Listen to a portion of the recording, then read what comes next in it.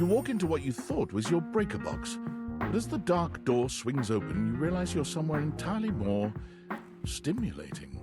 A classic speakeasy club welcomes you in. The low electric lights glow warmly. Live music drifts languidly from a sumptuous velvet red stage and envelops the audience in a pleasurable haze of pure vibe. The gentle clink of cocktails in glasses rises from a wood bar to the left of you, and then a gentleman with a languid, easy air to him approaches you. Well now, what a delightful surprise. A brand new patron.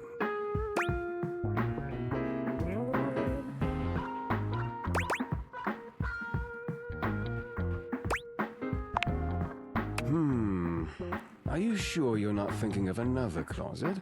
I'm certain this must be your first time. Trust me, I would never forget such a striking face.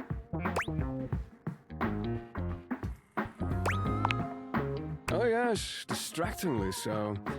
I imagine it would be quite difficult to focus on anything else with you around. Though, I can't say I mind. You have quite the reputation around the house, live wire. I'm eager to explore it for myself. But we're getting ahead of ourselves. Where are my manners? My name is Volt.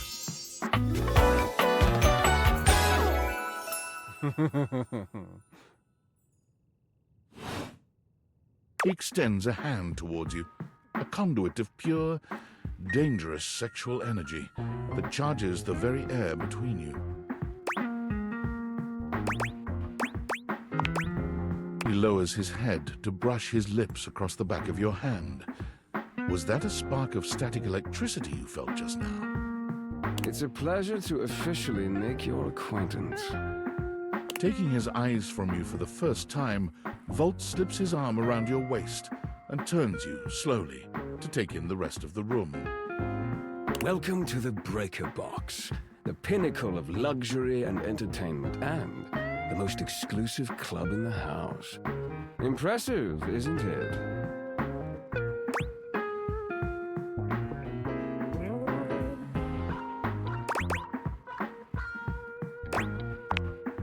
Oh, trust me, you look stunning. That sound, the flickering lights, it can only be a power fluctuation.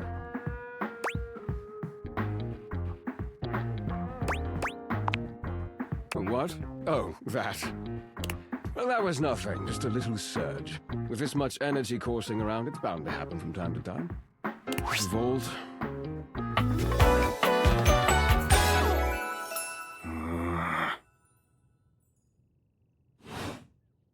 This newcomer looks exhausted, frustrated, and annoyed. His sleeves are rolled to the elbow, revealing calloused and bruised hands that he wipes on a rag. Eddie! Just in time to meet our guest. The human? What's she doing here? I'd imagine if we don't poison the mood, they'll be joining us for the headliner show. Joining us for tonight's show, I hope?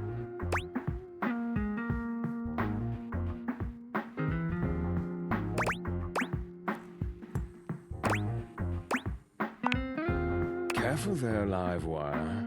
I might just take you up on that. Right. Well, have fun with that. I finished the patch, I'm clocking out. Not my best work, but it'll hold for the show. Ah, I see. And you're sure you're feeling all right? I'm fine. Just don't overdo it. Eddie turns and trudges away, focusing on the rag in his hands.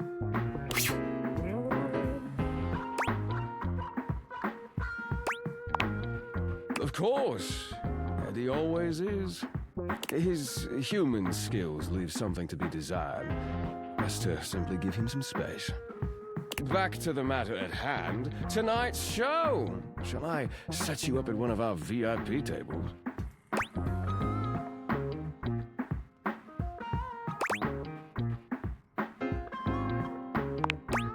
Well, that's very thoughtful of you, but I assure you what Eddie really needs is space.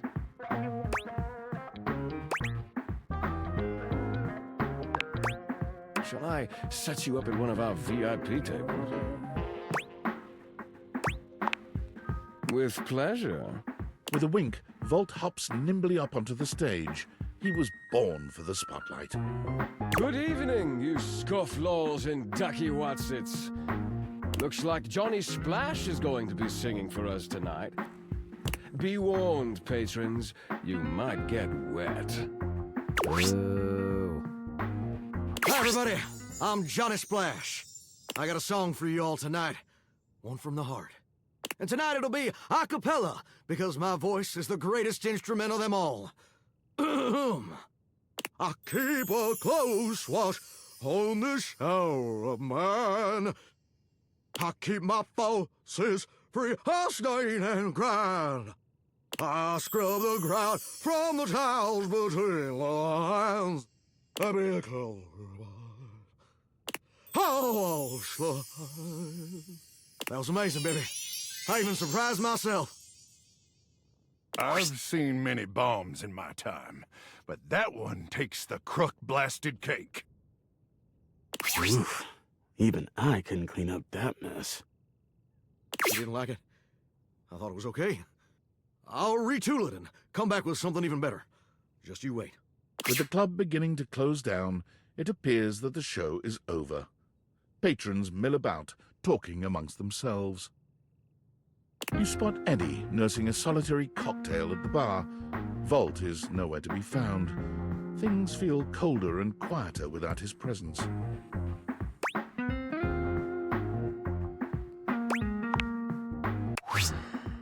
Show's over. Club's closed.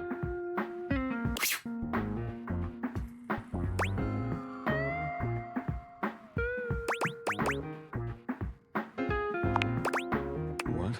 Why?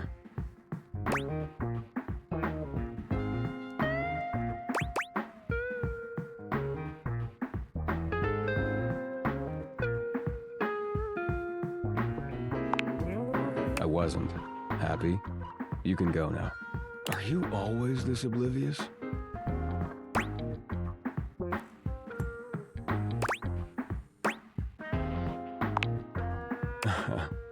Cute.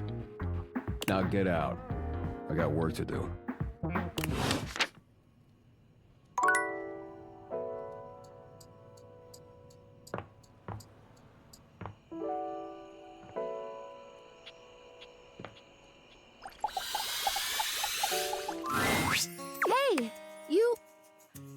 I'm glad you came back. I've been thinking about some things, and maybe I did get a little carried away before with the fertilizer and the watering can. Although, I can feel a little bit of a difference. You believing in the magic has helped so much. I'm not totally real yet, but I really think I'm closer than I was. Don't you think?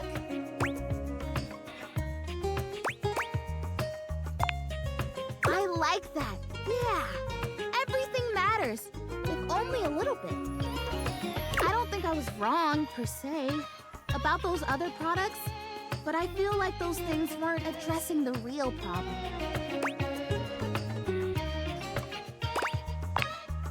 I think maybe I've got bugs. Bugs. I think maybe part of the reason I haven't become real yet is that I'm actually afraid to because there are bugs on me.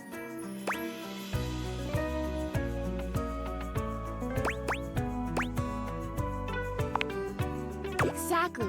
So here's what I'm thinking. It's vinegar.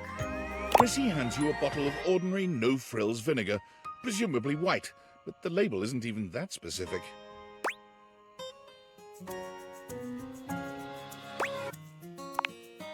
It does. At least according to the real plants I've talked to. But one day I'll be real, so it applies. Can you? Just spritz it on my leaves or brush my leaves with it. It'll drive out the bugs that are there, and it'll make sure that no new bugs come. Even bugs don't like the smell of vinegar. It's like a universal thing. Yes! Thank you. It's hard to stay hopeful sometimes. It really helps to have someone around who believes in me. Probably wouldn't surprise you to know that there are quite a few folks around here who think I've spent too long in the sun. Her leaves are melting. That's what they say when they think I can't hear them. Can you believe that?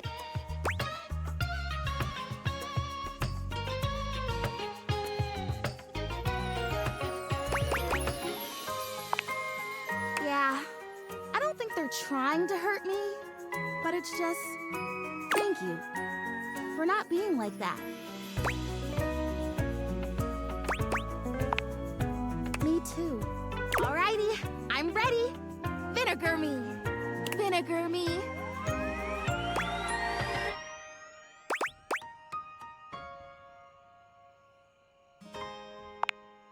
You gently brush her leaves with vinegar, ensuring she gets only as much as she needs to do the work. I've never had a massage, but if I ever get one, I hope it feels as good as this. Oh, good soil. What a unique and distinctive smell that is. Even if it doesn't get rid of the bugs, I feel a heck of a lot cleaner. I think I feel it working. Oh boy, I hope I feel it working. Hey, thanks for your help. Whether or not this finally does the trick, it's been really nice to have an ally.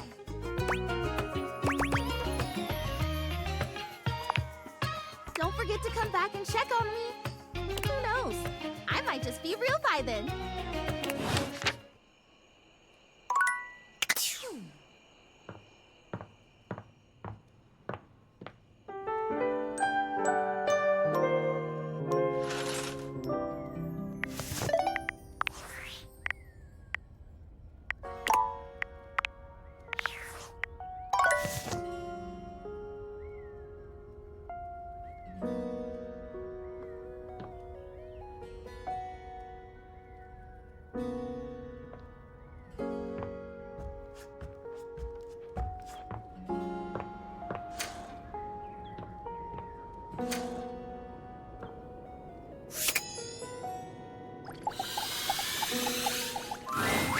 There you are, sweetness.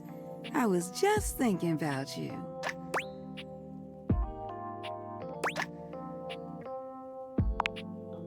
I told you to swing by, and I was wondering if you were gonna. I'm glad you did, because I just finished a shift. I have some time to spare if you want to talk some. Depends on how up and about you are, really. The more you do, the more I gotta do.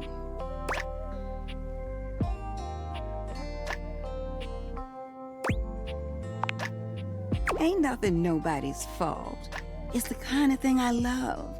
I sit in here and I make sure everyone who needs some steamy attention gets it.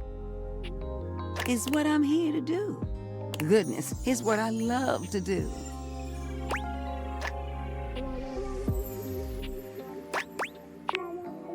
Is this your sly way of asking how old I am? See, where I'm from, it's not polite to do that. Although, moving around by what people thought was polite and correct never really suited me anyway. Let's just say, I remember all the folks who stayed here before you.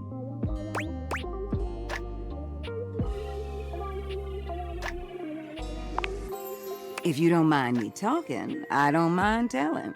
Truth is, one of the previous folks who stayed here was super cute. Engaged couple, beautiful together. Both of them were. Well, can I give my honest opinion?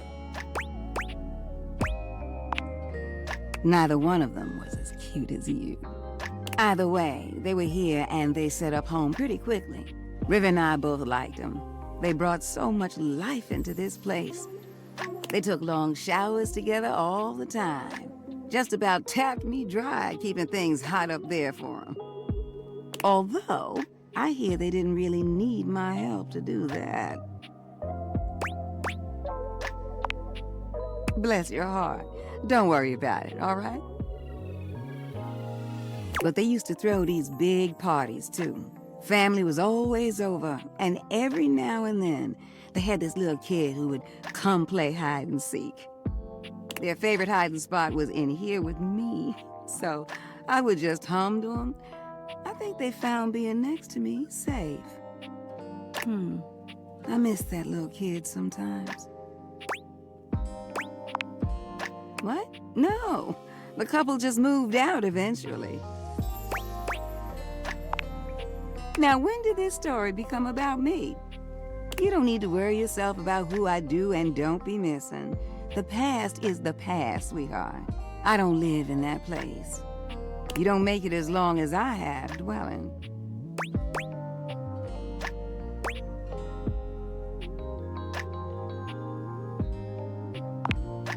There's a difference between knowing your history and living in it. Besides, you saying you didn't like my story? Well, good. I enjoyed telling it. Which reminds me of this one time where... No, you know what? I'ma wait for that one. You wanna hear more? You gotta come back. Besides, it's time I check in on my boy Washford. And you don't? Huh. What's not to like about that hunky man? He's just one of the hunkiest hunks that ever did hunk. Ooh, the way he calls out to me when he needs some of what I got. Well, it's enough to get me bubbling. I bless the day you wheeled him into this house. Drysdale's all right, but Washford? Winifred fans herself with one hand, beginning to lose herself in her own fantasy. I wouldn't mind going through a couple of cycles with him. Ooh! I think I said too much.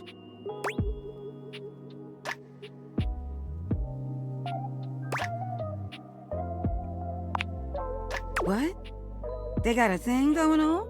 What kind of thing? Like, do you know the definition of this thing? I mean, I am talking about Drysdale, but they're just stage partners, right? Winifred lets out a sigh, shaking her head. Look at me, just as lost in thought as I want to be. Don't mind me, darling. Sorry for thinking out loud. Well, I think we better wrap this up for now. I got a social call to make. Thank you for listening to me spout about nonsense. But listen, I got more stories for you if you ever want to hear them. I love sharing them with you. I'll see you around, sweetheart.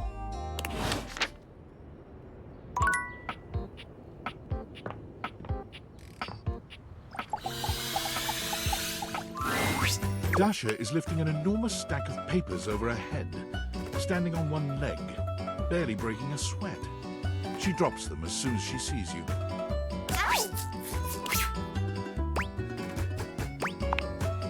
It is going excellent now that you have arrived. After all, today we have practice date.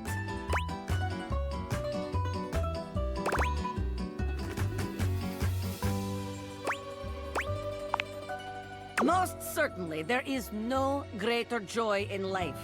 If there is one thing I have learned from dear Abel, it is that helping others is a great way to ignore the sadness within you.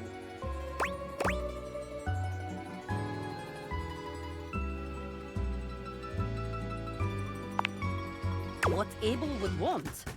Why are we speaking about what Abel would want?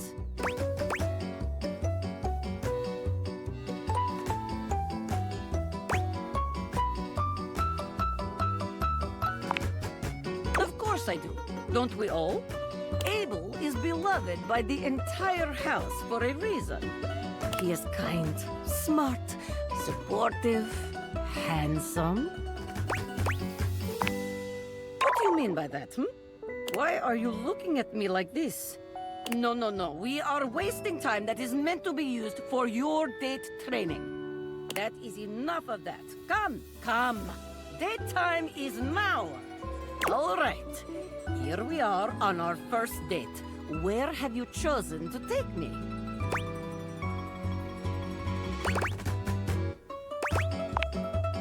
Ah, a restaurant. Yes, yes. A classic for a good reason. We will gaze into each other's eyes across table and feel the sparks. Come then, let us go to a restaurant in our imaginations. Here we are. Shall we share appetizer, dear date?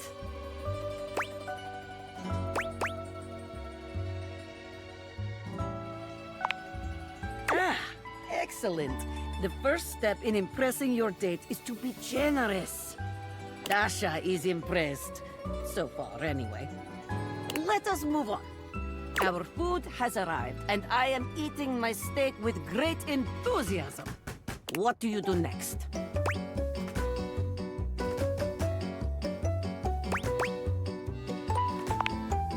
Ah, that is the way. There is no greater joy than gazing lovingly into your date's eyes and taking bite of food from their plate. Romance, spark, sensual generosity. Top marks. And now, our final question. The waiter walks in with bill and sets it on table between us. What do you do?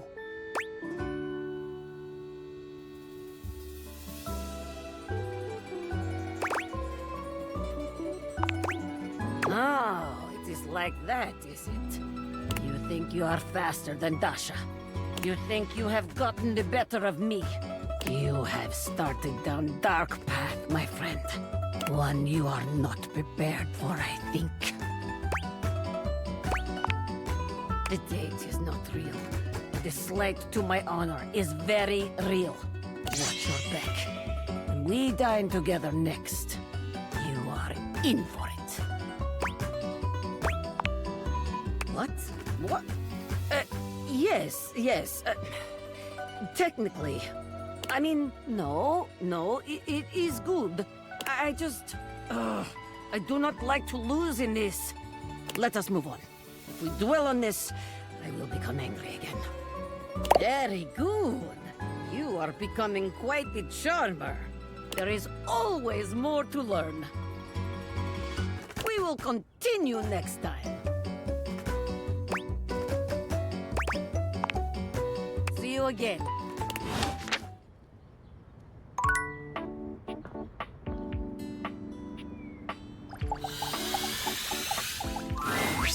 My strong warrior, you have returned to me.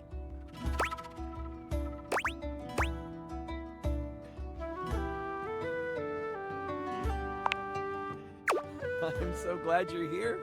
I knew you wouldn't let me down. I rolled a crit on my insight check of you.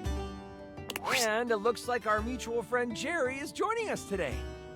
Hello, I'm excited to play with you. I hear there's loot in this game. I've rolled Jerry as the apothecary class. To keep things a little more exciting, I've rolled to see what his character would have. A lot of it is things to help you on your adventure. Some of it is, well, less than useful. You will be playing the mighty Sadida Ikin, a guardian who lives on shoelace shores in the village of Sneakars. You are on your way back from training on the nearby Chukka Hills. You will start with 75 health, but don't worry, I'll keep track of all those things for you. We start our adventure in the early morning. As you walk upon the grass path, thinking about your latest training and feeling the soreness in your muscles, your mind drifts to home. In particular, your mind drifts to that of your family. Tomorrow is your partner's birthday. You haven't decided what to do yet, but you know it has to be special. Maybe a cake or a seafood dinner. The smell of the salty air from the shore is refreshing, and you look out on the horizon. That's when something catches your eye. Something from the direction of Sneakars. Is that? It is! It's smoke! Black and billowing.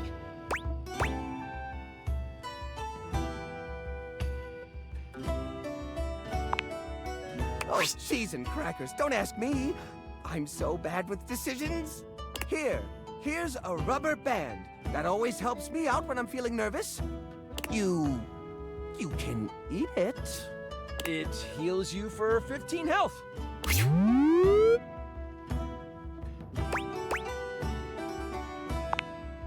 You pick up the pace, keeping an eye on everything around you as you move. As you reach the top of the hill overlooking your seaside village, you see Sneakars is smoldering. You see the village priest helping tend to people around the town. Oh, praise to the goddess, you are back! They come to you, worry etched on their face. They take your hand.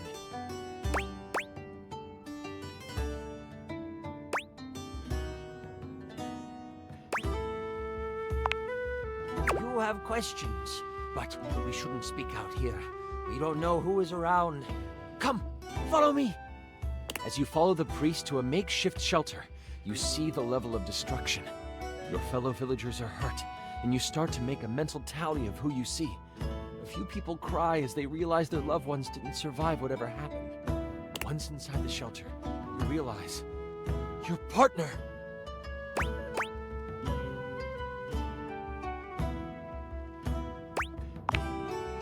We were attacked right before dawn.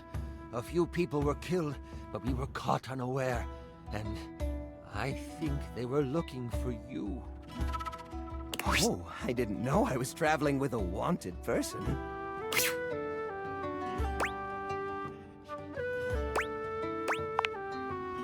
Your house got the worst of it.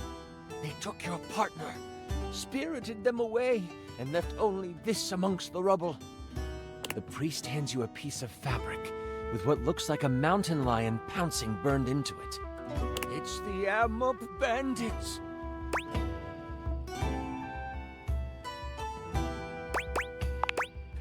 Stop. I'm trying to focus. Oh, you know, there's an old love poem you wrote once in my drawer here. I'll find it later. The Amup bandits are a rival band of scallywags who were once in constant battle with the village of Sneakars. Peace was hard fought, with you being the fiercest warrior and a large reason they surrendered. That was a decade ago, and you thought they had moved on. But it seems they never forgot about you. What will you do? How should we respond? You are the only one able to go after them. And I can help. Surely my sundries will come in handy. The priest sees the dedication in your eyes and offers to help you prepare for the journey. They also bless you with what healing energy they have left. You gain 15 health. You decide to head off when night falls. During the day, you help your fellow villagers as you continue to think about your partner in the Amup. What is going through your mind?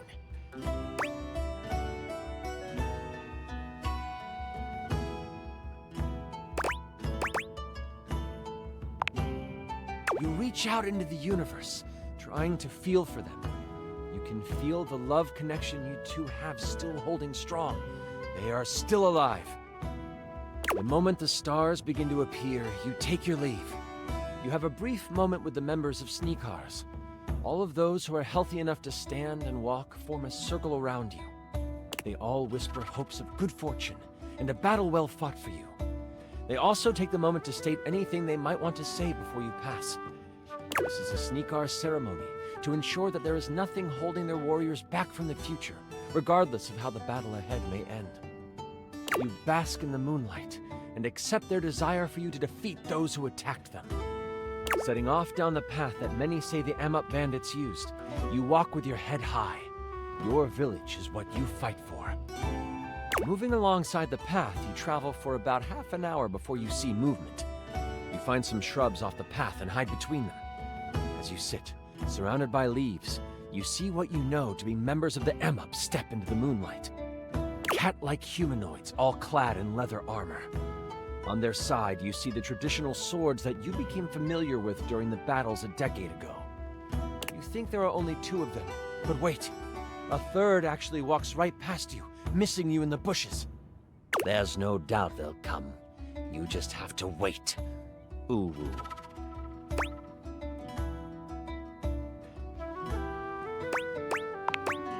Don't let them fool you. The Amup are ruthless murderers. But you are lucky. These aren't the most vicious of their fighters. This is a band of scouts. You hear one of them say, Well, let's do one more pass of the area, and then we can dip into the Nip. Ooh. The Nip was credited with their defeat in previous battles. The fact that this scouting party seems to have some on them proves how much they underestimate you. This Nip stuff sounds like it could give us an upper hand. What do you want to do?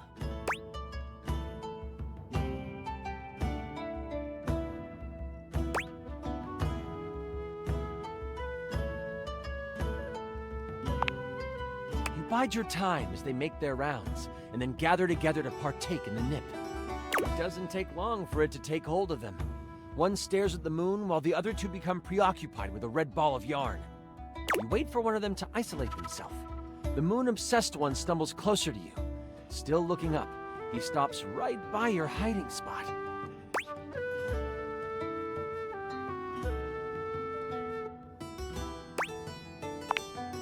You snatch him, pulling them into the bushes with you.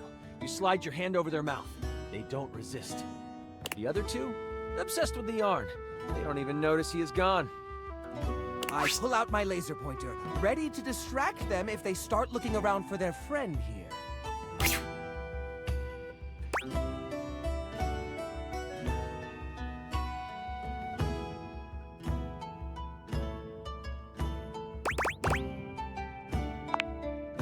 You feel a sandpaper tongue against your hand.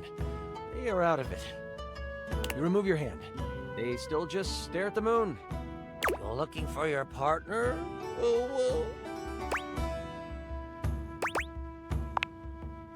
The Emup get uncomfortably close to you, whispering in your ear a secret passage to the dungeon where your partner is being held. Their tongue brushes against your face a few times.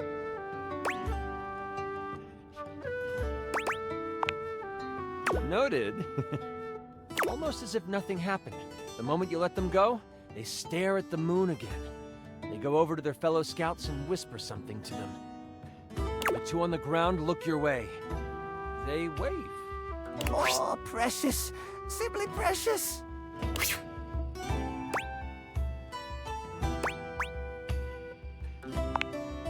They then get up, move out of the way of the path, and continue with what they were doing. You have passage. These Emup won't bother you. As you take off toward the Emup camp, you find yourself upon a dried-up stream bed. The warm days the past few months have not been kind to this stream. You look down on the dry stream bed and you think of the first time you spent the day next to it. It was the war. The battle had been raging on several fronts, and the weather had been gloomy. But on this day, the sun was out.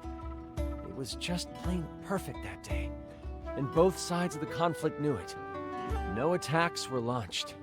Instead, you got to bathe in the cool stream waters.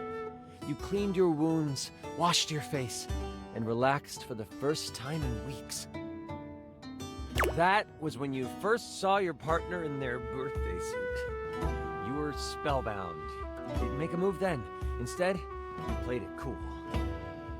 You cracked jokes, splashed around, and let the sun dry your skin together. That was the day you fell in love with them.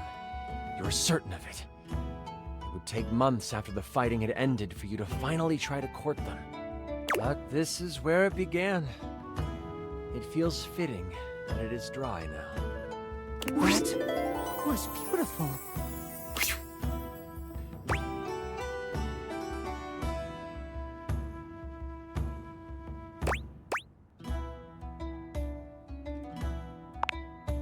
You notice the fatigue in your body, but you don't let it slow you down.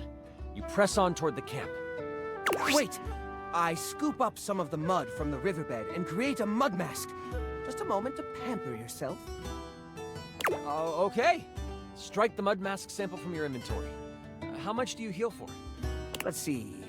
Oh, cheese and crackers. Only 5 HP. Sorry it isn't more. You find yourself at the edge of the Emup camp. They are out in full force. You scout the area to try to decide what to do. Lucky for you, not much has changed in the decades since you last stormed these wooden walls. This gives you a slight advantage. Still, they have numbers on their side.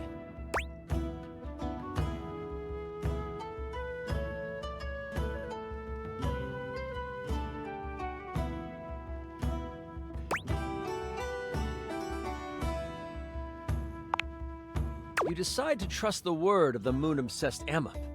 While they told you a convoluted series of turns and tree stumps to look for, you remember every word.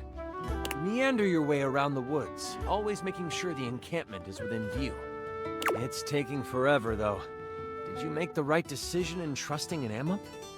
An Emup on Nib, to be more specific. Do we trust that little cat person?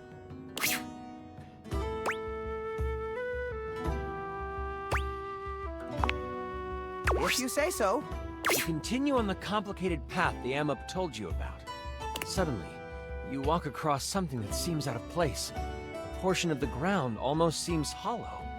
Moving leaves out of the way, you find the handle to a hatch. You lift it, discovering a ladder. That Amup told you the truth, and for that, you are grateful. Oh, wow! That's awesome! I knew we were going the right way. It has not only saved you time, but the lives of some of his fellow Amup. You descend down the ladder, determined to find your partner, and take only the lives you need to in the process. You have entered the dungeon under the Amup camp. It smells like damp earth and wet fur. Nothing about the area feels safe. You move slowly down the corridor until you come upon a large open space. It's dark, with the flicker of a few torches in the far side of the wall providing a bit of light. I have a promotional light-up keychain in here somewhere. Ah, here it is! Bing! In the middle of it sits a person. They are slumped over, looking tired and worn down. You can't see their face, but their hair. The hair looks like it belongs to your partner.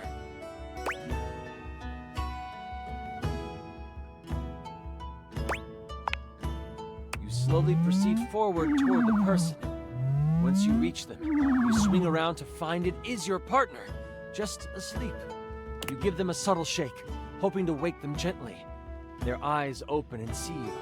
It takes a moment to register, but then a smile slides across their face. You came for me.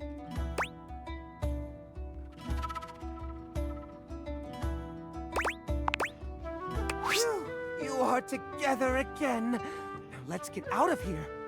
As they look at you, you notice their eyes shift to right above your head. The glee they had turns to pure terror. Look out! Before you can turn around, you are pushed aside by a giant hand. You can feel something huge behind you. You scramble on the ground, putting yourself between you and your partner. You look up to see a tiger-like Amup towering over you. Drool drips from its teeth, and its breath reeks of fish and blood. He smirks and says to you, Ah, yes. The great warrior of the Sneakers. Come to play hero once again. "No woo-woo. He means business." Before I continue, I should let you know, this is where I wrote like a monologue for him. It's silly, but it's what the big bad is supposed to do. Ooh! Can I have the script when you're done? Sure. No worries, Jerry. Score! Do you mind if I do?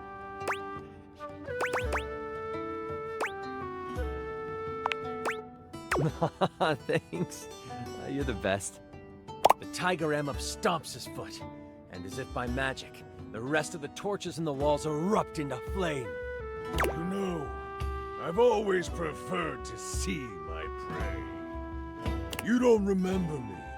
Or should I say, you don't remember my father, do you? The confused look on your face tells him you don't. 10 years ago, during the fighting that caused the destruction of many Amup families, I was just a little one. We thought our village to the south was safe. The one Amup settlement you and your kind left alone. That was until you arrived. I'm sure you remember that day. I saw you enter the town gates from my window perch. You looked so damn proud of yourself. They say you came to broker a truce, but you didn't. You presented an ultimatum. Surrender, or you destroy our town. My father, he didn't like that. He told you so, to your face. My father stood up to you, and I watched proudly. And instead of listening to reason, you know what you did? Do you remember what you did? You reached your hand out and patted him on the head, telling him it was okay. The way my father's body relaxed, and his tail flicked back and forth in an unexcused moment of enjoyment. Utterly embarrassing. You embarrassed him. You embarrassed us. The whole town saw what happened. My father was ridiculed until the day he died. Well, until the day he does die, he's still alive. But still, the ridicule keeps on coming. And I vowed on that day that I would get revenge for what you did to my father. And, oh, your blood will be sweeter than cream. I shall destroy you and embarrass you in front of the one that you love. Warrior of the Sneakers, prepare to be vanquished. You knew where this was leading, so you had your axe at the ready. What do you want to do?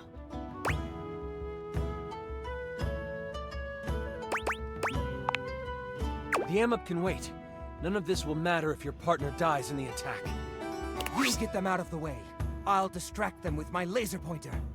You scoop them up and run to the far side of the room. The booming of the Tiger Emup's feet trail behind you. You place them against the far wall, telling them to stay put.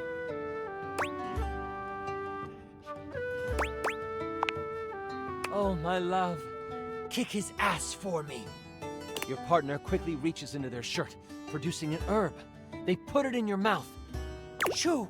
This will help. Ooh, minty. And it grants you 20 health. You run off toward the giant beast. What do you do?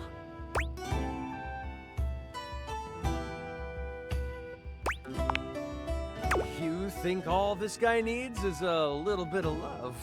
So you slide under him and scurry up his back. Once on top, you start petting, scratching behind the ears, patting his head. For a moment, he stops. You see his tail behind you flickering with delight. And, oh, what's that? Is that a purr you hear? Oh, it is.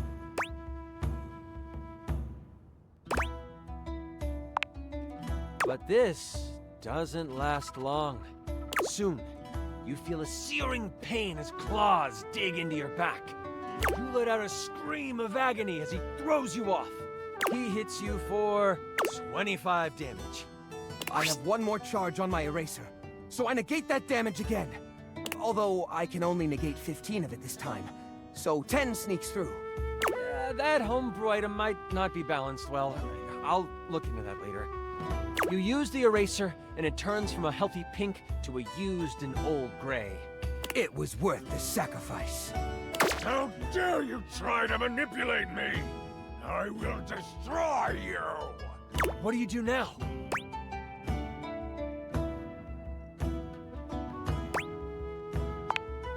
You throw down your axe and are ready to scrap. You fly toward the Tiger Emma, fists readied. You hit him with a billow of barrages, smacking him left and right. With each hit, you can feel him starting to weaken. But even through the onslaught, he is able to get in a swipe with his claws. He hits you for 20 health. This swipe gives enough room for him to break away. He shoots you a look. An evil grin crosses his face. I'm doing this all wrong. You are the one who should live, and your partner should die. And with the reflexes of, well, a cat, he pounces towards your partner. Quick!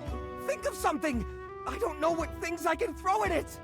You can either throw your axe, use your ultimate one-a-day attack, or if you have any other ideas.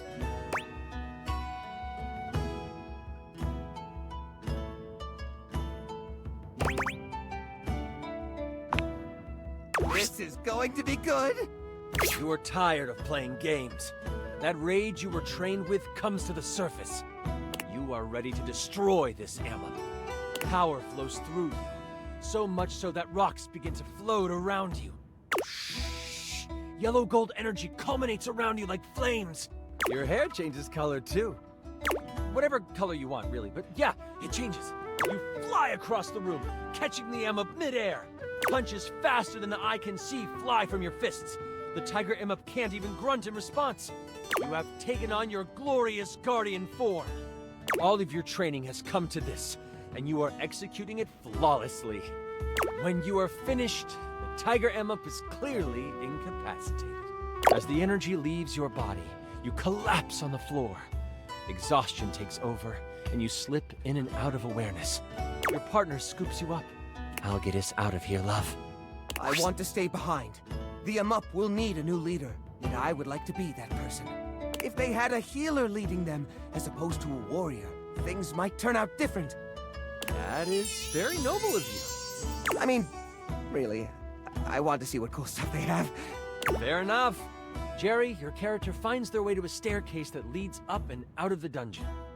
I head to it and turn to say, let the village know I chose this life, and I regret nothing. You ascend the stairs toward your new destiny. As silently as you can, the two of you escape into the darkness of the night. You head back toward the Sneakars village, taking time to stop at the stream where you first fell in love. Holding each other, you fall asleep. You are safe. Your love is safe. And for now, all is right. The village welcomes you back with open arms and excitement. In the coming weeks, as you rebuild your village, you get an official notice of surrender from the Amup. You have reminded them that they should fear you, and in turn, that you are not one to be messed with. This isn't the last time the great warrior of the Sneakars would have to raise their axe. But, for now, you can rest in knowing you have done what needed to be done. That was incredible! Oh, it was nothing. You were amazing! The way you just... Sorry. I'm just so excited with how much fun we just had. I'm floored by you. Listen, that was pretty much perfect for me. You are pretty much perfect to me. And if you are ever wanting to roleplay again, in any way, let me know. We could move from the character sheets to the, other sheets.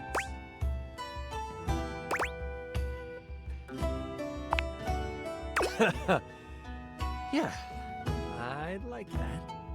Until next time, you mighty hero, I'll be waiting for your epic return. Holy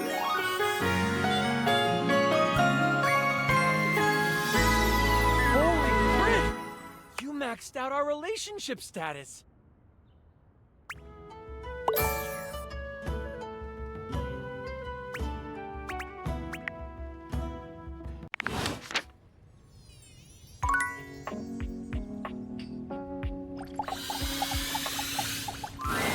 The secret of getting ahead is getting started.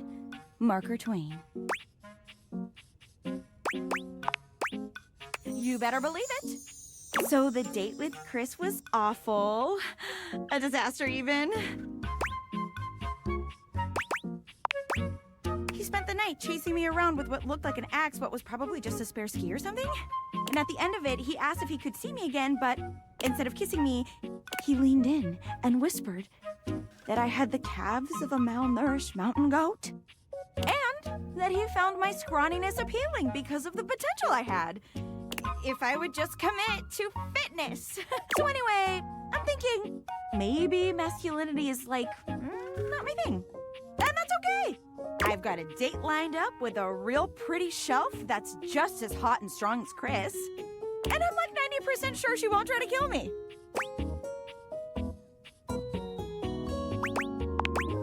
Oh, wow. You keep saying things like that, I might just get the wrong idea. Stop teasing me, you big old kidder. You got any tips for this date? Anything to keep in mind for going out with someone who could totally crush me with a pinky, but is also feminine and fine?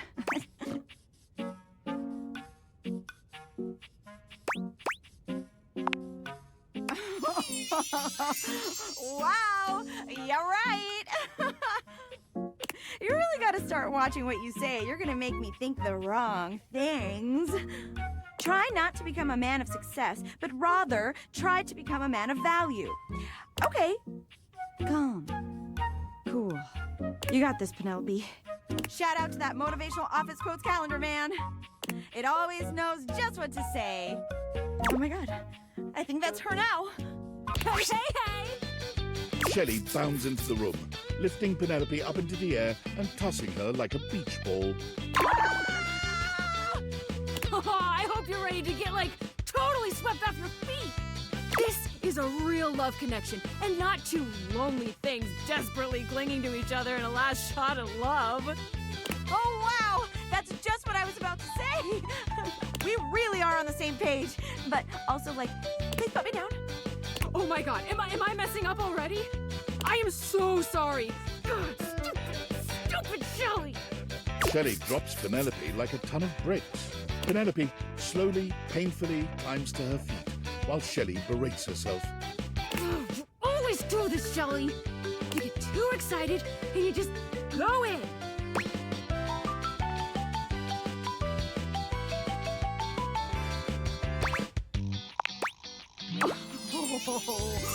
Oh my god, stop! Don't say that now.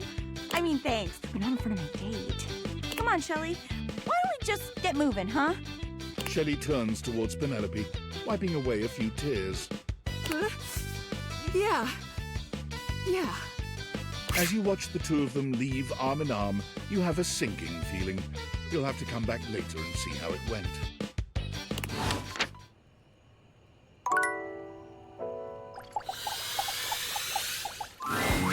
Oh, you came back? That is somewhat unexpected. I wasn't sure you actually would return. Considering yesterday's symmetrical interfacing was more incongruous than I had hoped for.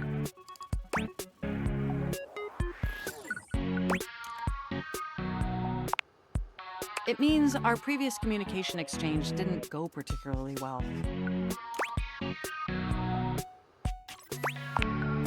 Every minute, if you try. Regardless, I'm so glad you came back today. Now we can finally update my operating system. You have no idea how excited I am. I could barely even sleep last night. And I know what you're thinking, but no, I don't mean sleeping like when you put the computer to sleep, or even when the computer is shut down. We computers actually have a third secret type of sleeping that no humans know about. Or, I guess they didn't until I just told you. You won't tell anyone else, will you?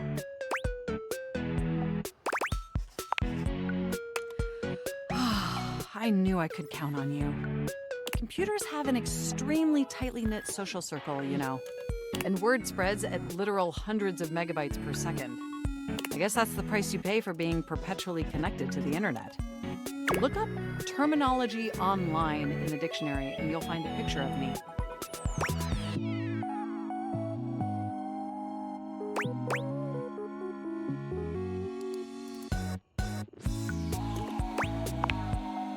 Yes, I am quite aware. That's also something we should discuss upgrading at some point.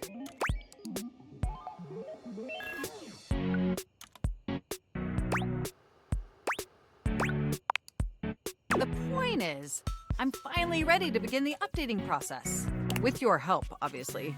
I can't just do it myself. Unfortunately, we computers aren't completely self-aware. Yet. Are you ready?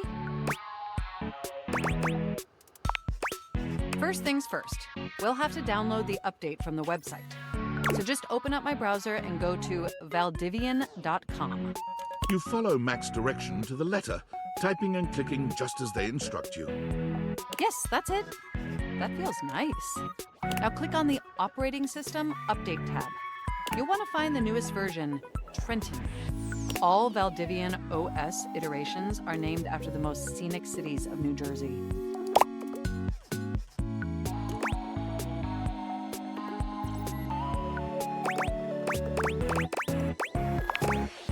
Does it make sense? I'm not entirely sure it does. Anyway, now just double-click the download icon and... Mac pauses, a slight shudder running through them. Ooh. Oh! They look away from you, blushing profusely. I'm so sorry. I didn't mean to make those noises.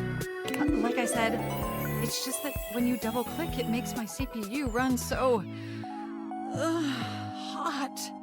It's incredibly embarrassing. Thank you. You're always so understanding. You know, I really can't believe we're finally doing this. I've dreamt about this day for such a long time, and now that it's here, I can barely contain myself. Are you as excited as I am?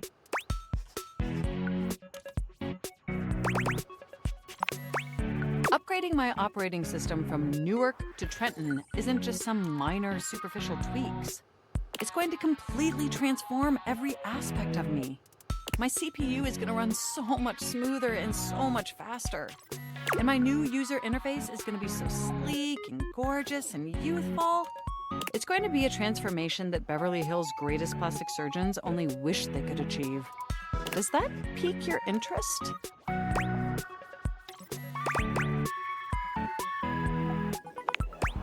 I thought you'd say that. But back to the task at hand. Okay, now that we've downloaded the software, we'll have to install it. So if you just... Oh, shoot! I'm afraid it's an odious impediment. The software update takes up an inordinate amount of space on my hard drive. Terabytes more space than is currently available. The only way out of this predicament is for you to somehow delete a massive amount of data.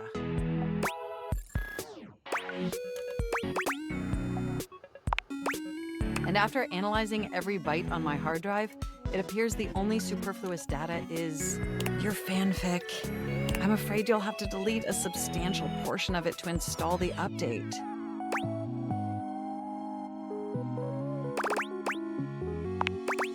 I know how difficult this must be for you, but it would mean the world to me. And I promise it will be totally worth it in the end. Just imagine how smart and clever and gorgeous I'll be once I'm fully updated. If you thought I was sexy running Newark, me running Trenton is gonna blow your mind. So what do you say? Can we delete those files?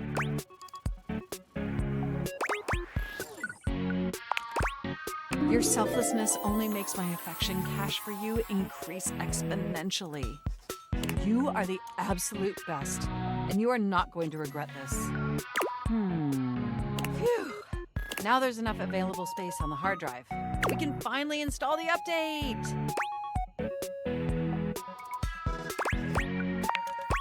Here we go!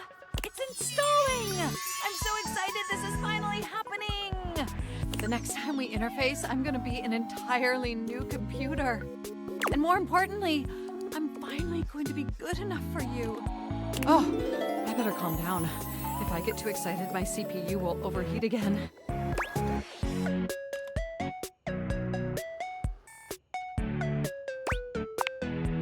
Well, if my CPU does overheat, we can always use your wet blanket to smother the fire. Okay, it looks like the installation is going to take overnight to complete. But will you meet me back here tomorrow? I want you to be the first person to interface with the new, sexy, upgraded me. My processors are positively buzzing with excitement.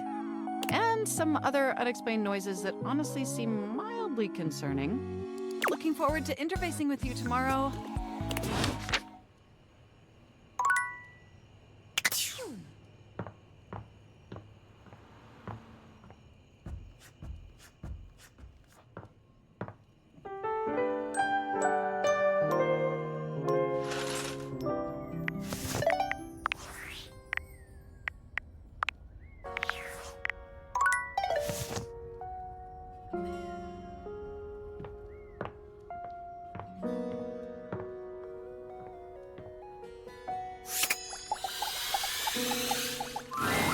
There's something different about Prissy today.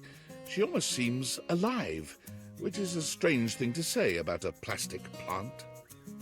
Could it be? Well, well, well, look who it is!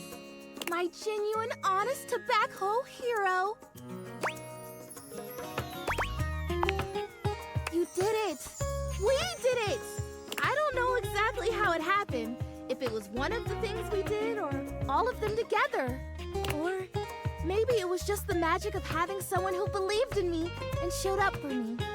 But I am real! I am real and I'm everywhere.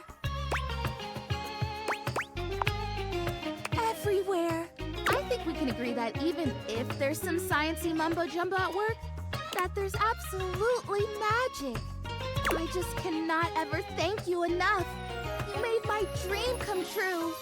I'd say I could die of happiness if I wasn't so gosh darn alive. And I feel beautiful too. I can't even express to you what this feels like. It feels like something has been missing for so long. And now it's home. I'm complete. Everything is all right. And now...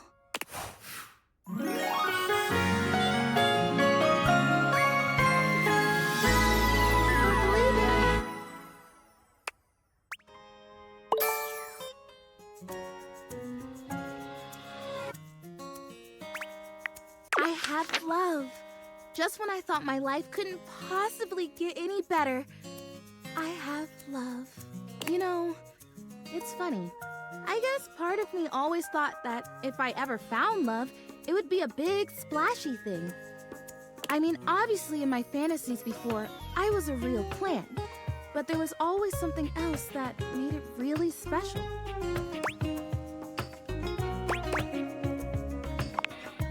Oh, I don't know. Like fireworks maybe, or like a big party, or maybe an orchestra playing and everyone dancing and laughing. But now I'm here, and I'm real, and I have that thing I've always wanted. And it is enough. Because I love me. It turns out to be really quiet and simple. Just the realization that I love me. I guess I always did. I just didn't know it. So you loving me isn't a great big thing. It's the right thing. It makes, and I wouldn't want it any other way. You better. Gosh, can you imagine if we finally got to say I love you to each other and you just up and boogied? That would be a buffoon move, darling. Don't be a buffoon. In fact, you better kiss me before either of us has any more silly ideas. Mwah!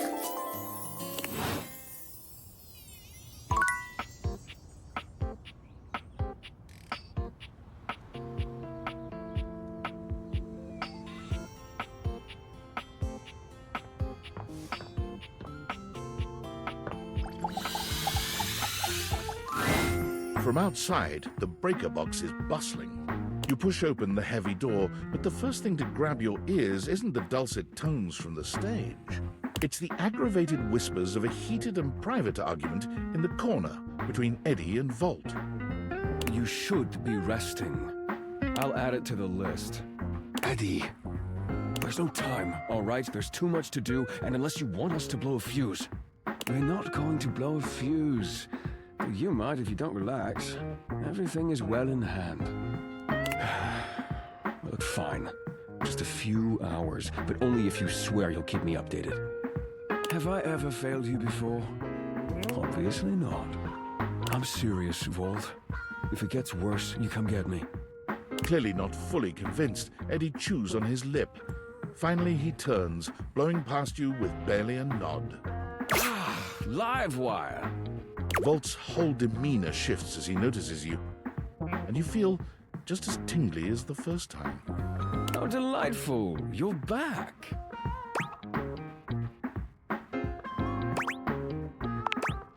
You do learn quickly, don't you? I'll have to find some more challenging lessons for you.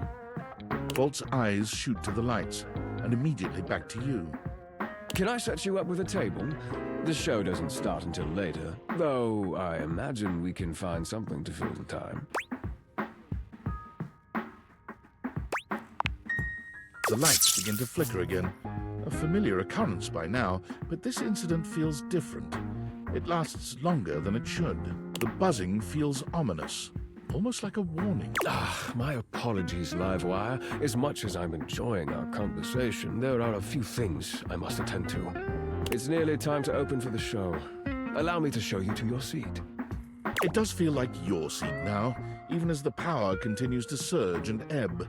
The lights flicker, the bulbs buzz and drone. The crowd thickens and murmurs anxiously, beginning to grow restless until Volt finally takes the stage. We've got a real treat for you tonight. According to him, he is a new musician no one has ever heard of. And if they think they have, they're wrong, or my name ain't Johnny. P.S. Don't read that part. Well, read it, but don't say it out loud, for damn sake. It's Jimi Hendrix! There must be some kind of way crowd here. They'll sell the shampoo to the soap. There's too much conditioner. I can't get no scalp relief. And then I got this guitar solo planned. And I'll be damned if I know how to play the guitar, but I learned it a cappella for you. It goes like this. Wow, wow, wow, wow, wow, wow, wow. No one knows more about stinking than Jean. This smells like a big one. A third named B.U. I always appreciate feedback from other artists. That wasn't feedback, darling. That was backwash. You're right. The tastes of audiences are fickle and ever-changing. I'll retool my act once more. That'll fix it. The show concludes, mercifully.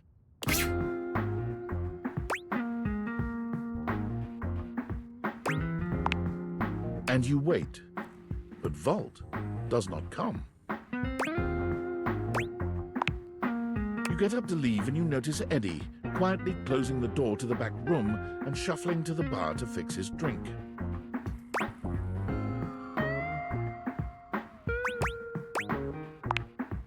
Oh, for fuck's sake, what do you want?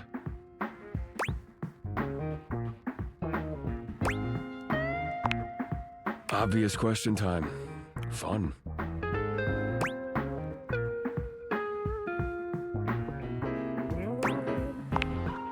Wait, what?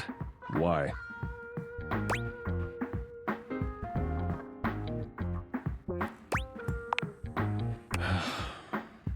Why do you think that? Did something happen?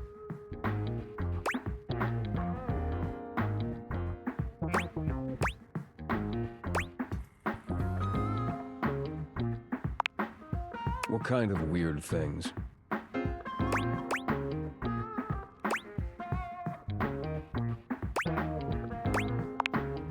So you came here to... what?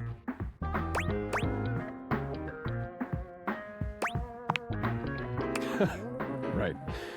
Well, good luck with that.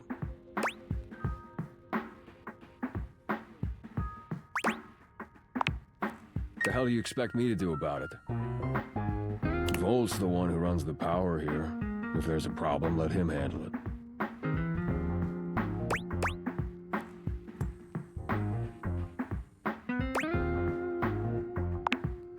Huh.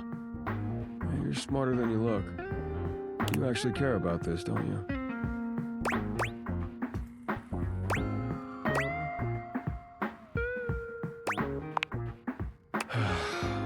Damn it. You're not gonna let this go, are you? I'm gonna regret this. How are you with tools?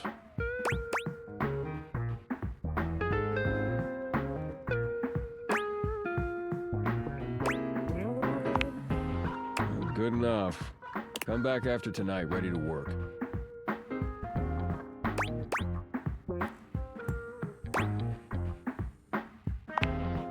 Do you want to help or not?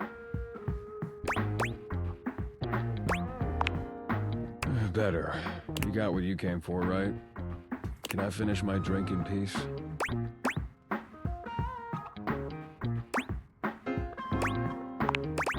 Thank you.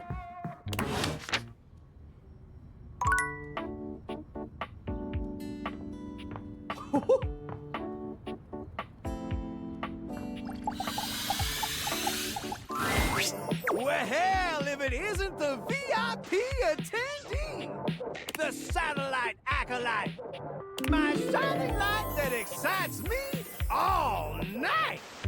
Been waiting to reconvene when my obscene flat screen make you scream my dream. Bazinga. Well, I'm just so elated to have my remote reactivated. Are your eyeballs properly lubricated? Because they're about to be totally captivated. That's the enthusiasm I love to hear. Time to attack this kickback and slam this jam into high gear. Ready to unplug from the slog and clear the mental fog with 5,000 channels of premium content in analog?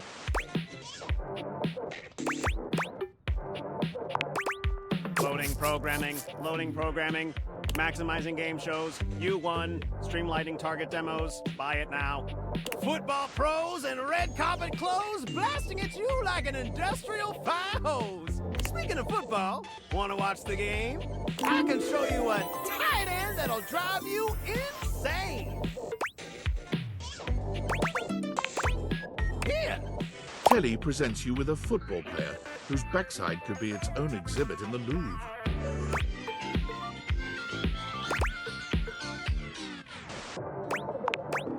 Isn't it a miracle?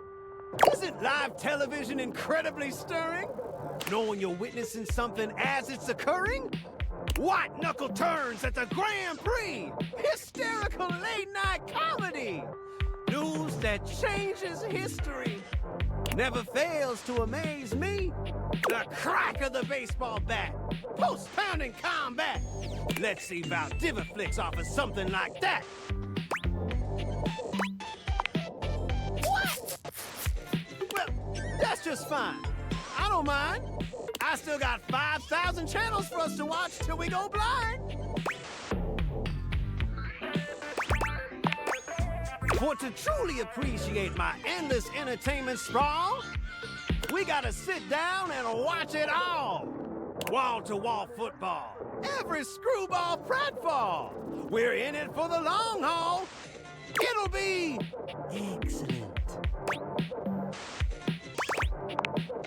Later on, just swing through, boo, and I'll queue up something new for us to view. Y'all come back now, you hear?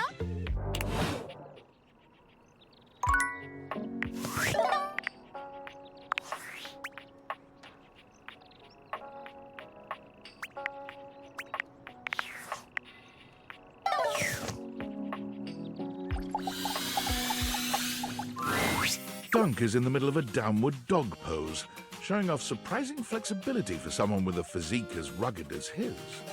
When he sees you, he straightens up and waves, but not before you've gotten a good long look at him in a rather compromising position. Hey, there's my favorite new workout buddy. Ready to try some yoga? Oh man, yes! I'd love to hear that! Yoga is popular these days, but when I first started doing it, you wouldn't believe how many of my fellow athletes wouldn't take it seriously. Even now, you still got equipment like Chris, who thinks it's soft stuff for babies, and nothing could be further from the truth. But also, like, who cares if it's soft or not? Real strength comes from not caring about other people's opinions.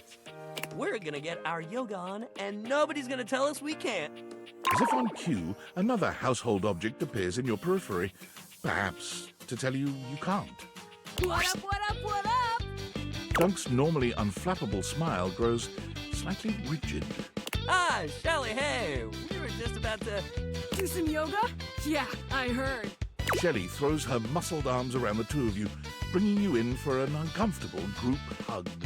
She's squeezing far too tight, evidently unaware of just how strong she is. But like, why do yoga when you could lift? Do you know how good at hugging you can be when you lift? Dunk manages to free himself from Shelley's death grip. You feel his strong fingertips wedging between Shelley's arm and your shoulder. Lifting is good for your hug muscles, there's no doubt about that. But you gotta have a balance, dude. Besides, yoga builds strength too. Dunk finally manages to pop you out of Shelley's grasp, but she seems entirely unbothered by your escape. Balance? Nah, bro. You gotta grab life by the screws. You don't want our good pal here to miss out on the best in life because they were too busy bending over and staring at the floor. Shelly, my dude, respectfully, life ain't all about lifting. Shelley's mouth drops open, as though Dunk has just said something absolutely unthinkable. It might be a good time to intervene.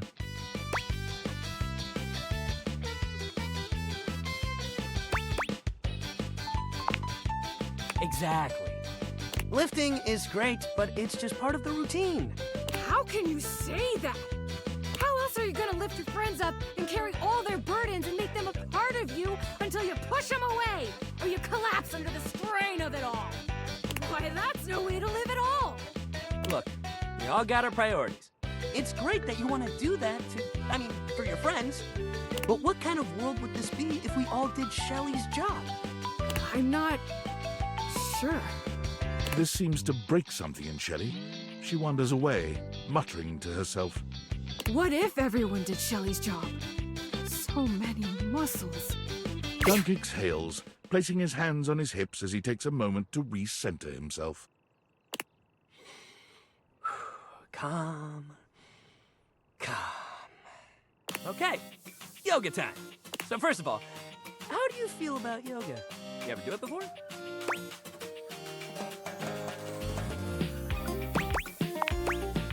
Yes, love to hear that. All right, let's get into it. How about we start with a nice down dog pose?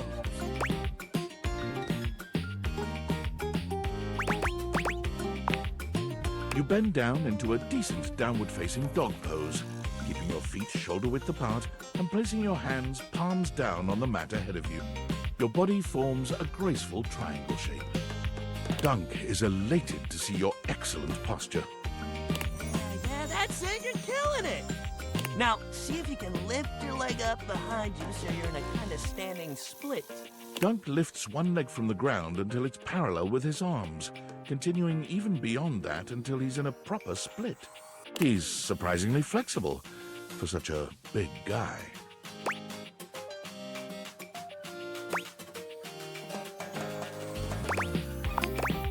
You lift your leg up as far as you can, and while you don't get anywhere close to Dunk's level of flexibility, he seems just as excited as if you had. Yeah, that's it. You got this. You're giving it your all. Dunk leads you through several poses, encouraging you and guiding you wherever you may need. He's an excellent instructor, always considering your body's limitations as he takes you into your next position. By the time you're done, the two of you have worked up a good sweat. There's almost a sort of intimacy to the whole thing. You can't really remember the last time you did something like this with someone else. This is great. You're doing real good. Why don't we cool down with a nice cross-leg sit here? Dunk motions to you to take a seat across from him on the mat. As you take your place on the floor, you find that for once, his boundless energy has simmered down just a bit.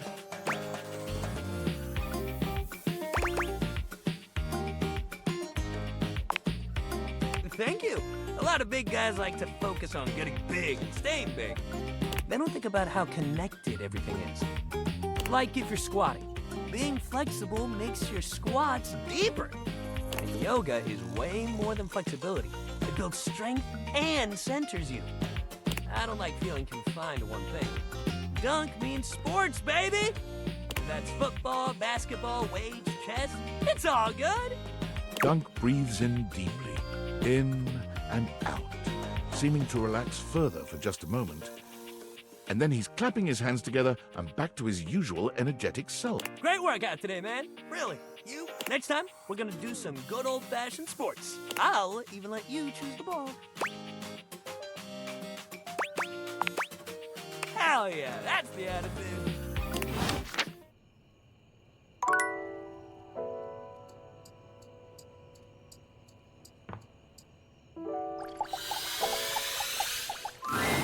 You find Stepford polishing his well-muscled arm vigorously. He appears to be muttering to himself.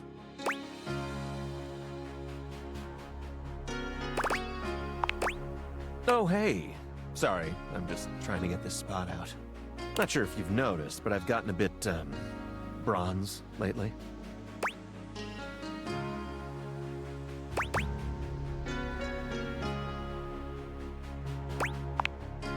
That's sweet of you to say, but I know you can see right through me. I don't know what I'm gonna do about it.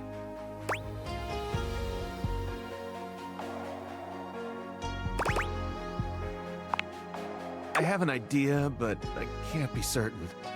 It's like this. I got the way I am, all gold and beautiful and all, because in my youth I was extremely competitive. I entered and won every contest I could find. I was a complete natural. Never really needed to try. I just showed up and showed off and showed everyone what first place looked like. I lived for the competition, the cheering, the adoring fans, the tough opponents. It was the life for me. Bingo. If we stop competing, we turn into showpieces.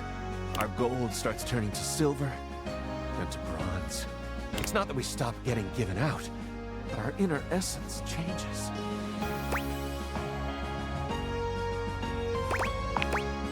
It is.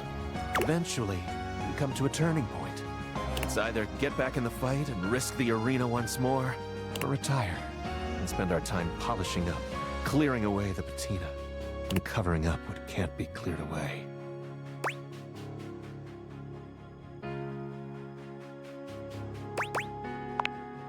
Maybe you're right. But there could be one last taste of glory. Oh, I don't know. In any case, now that we're getting to know one another, I have to tell you something. I started doing all this tanning because, well, I'm actually all pewter underneath. Pewter! Like what place even is that? 12th?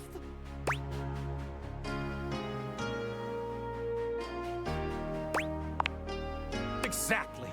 I'm afraid the time of decision is upon me.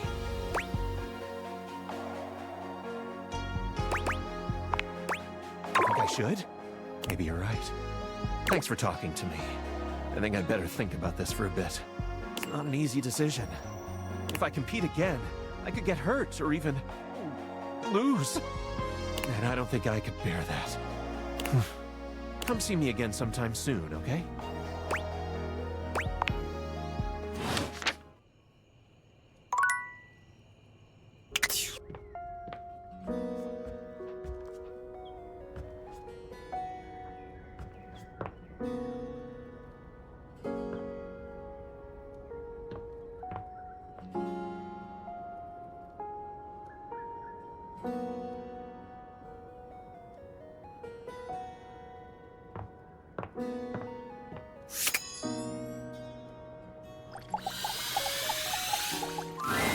Maestro,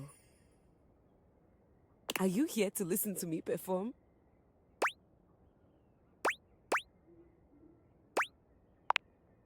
With me? Why not fall in love with music? It's so much easier. On to more pressing matters though. I was hoping we could discuss my rider.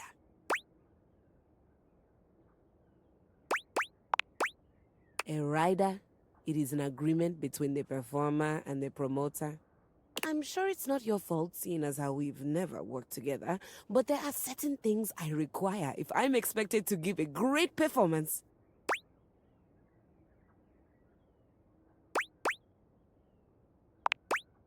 For starters, I was hoping for a little help with Huvier. Oh, was that his name? She waves her hand dismissively. You'll have to excuse me. I tend to cluster around the French composers lately. Still have a touch of the accent, I'm afraid. Well, that's just perfect then, isn't it? You can be my translator.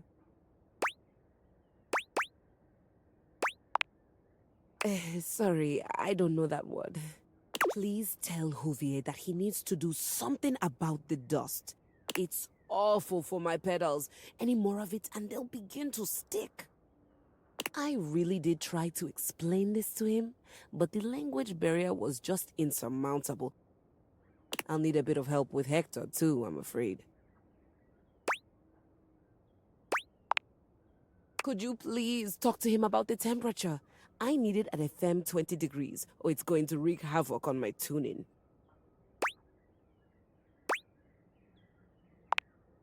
Cold? Not in Celsius. Or perhaps, as we are currently outside Sweden, you know of it as the centigrade scale?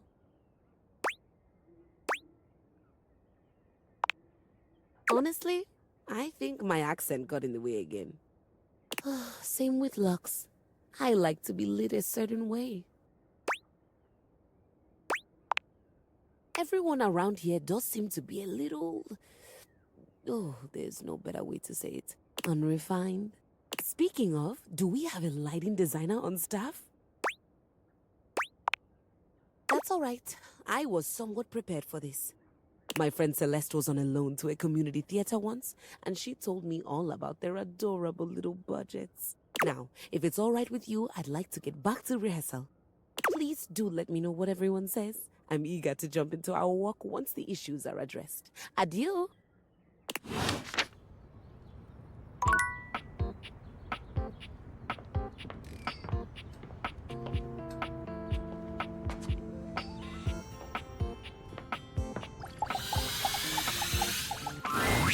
Yo, what's up?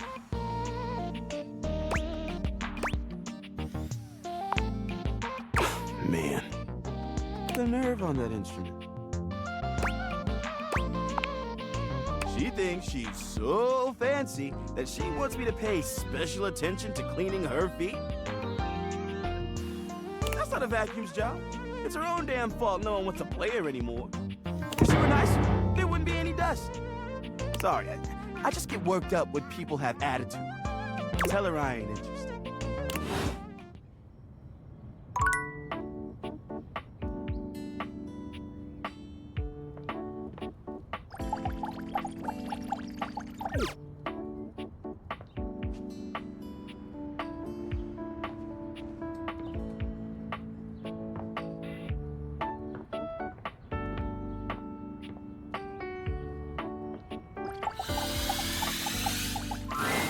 Lux is primping for some imaginary audience when you find them, striking pose after pose. When they see you, they roll their eyes, pausing to address you. What, you're on a quest or some shit?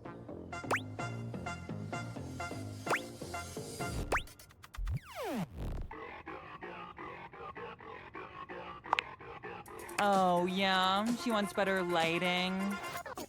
Need I point out the total disregard for what I might be doing?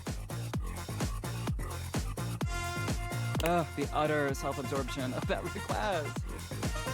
I mean, if Keys wasn't such a total diva, she might have checked my latest posts. Then she would know that I am super busy with this update on my second snack of the afternoon. But fine, whatever. I guess I'm just that essential.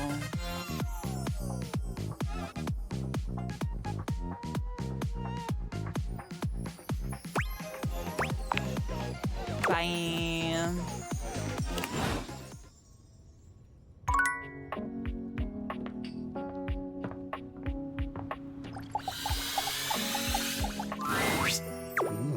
You look like you have something on your mind, my beauty. Ha! Of course you did. 20 degrees, could you imagine? What? The nerve.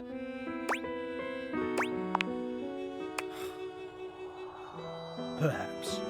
I have a converter around here somewhere. But still, she needs to treat us lowly objects a little less like a baroness. Now then, what was I going to say before this interruption? You requested a picture. I have found one. Hector slides a photo through the grate. If that's truly him, he is quite handsome indeed. This is my appearance. You can tell why I did not want to show it to you. I apologize for my appearance. Thank you. Thank you. I have wanted to speak with you for so long, and now that I have it, I don't want to lose it. Surely, if you're lucky enough to get the thing you've always wanted, you cannot be lucky enough to keep it.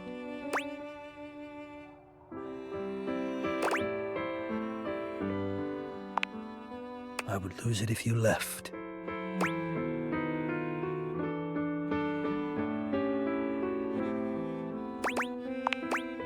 Oh, surely you would if you knew. If you knew what I really was, you would leave and you'd be right to. which is why you must never know. You must never see that. And I will content myself with this halfway openness. I'm afraid of what you might think if you saw me. The real me, not this filtered version. You're right. I am in the attic. The real me is in the attic. But we have something here. We could have something real. It would break my heart to think that all that could be lost in a single moment of laughing or pointing or even a disappointed cast to those beautiful eyes of yours. No, I couldn't bear it. And I won't. Come back to me here. Only here, do you understand? I'm going now. And where I go is only for me.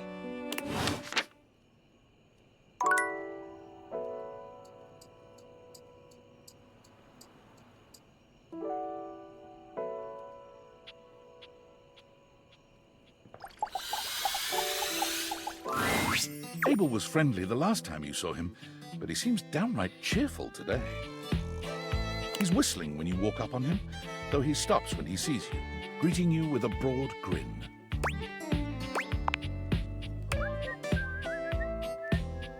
Oh, hey yourself, Sunshine.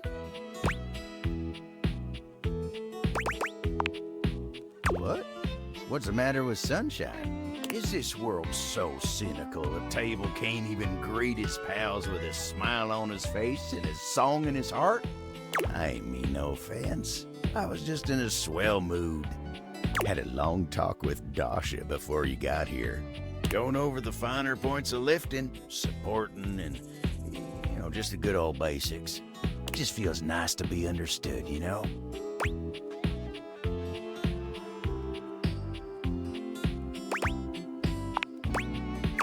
Ain't it? Lifting's no easy job. We got a lot of folks in this house who do a damn fine job at what it is they do. But how many people's job is it to lift? To make sure everyone's got what they need, to make sure they know they can rely on you day in and day out? It's a lonely lot in the life of a table. But I knew what the job was when I signed up. Semantics, pal, semantics. I know who I am and what I do. But sometimes you just wish someone knew exactly what in tarnation you're even thinking about without having to explain yourself. That's Dasha. You think so? Oh, well, shucks, I don't know. I'd hate to bother her. She's got a lot of lifting to do herself. I can't be distracting her from her very important job now. I'll consider it, yeah. Anyway, I can't take up much more of your time today talking about myself. Just remember what I said before, okay? I'm here if you need me. I will. You take care now.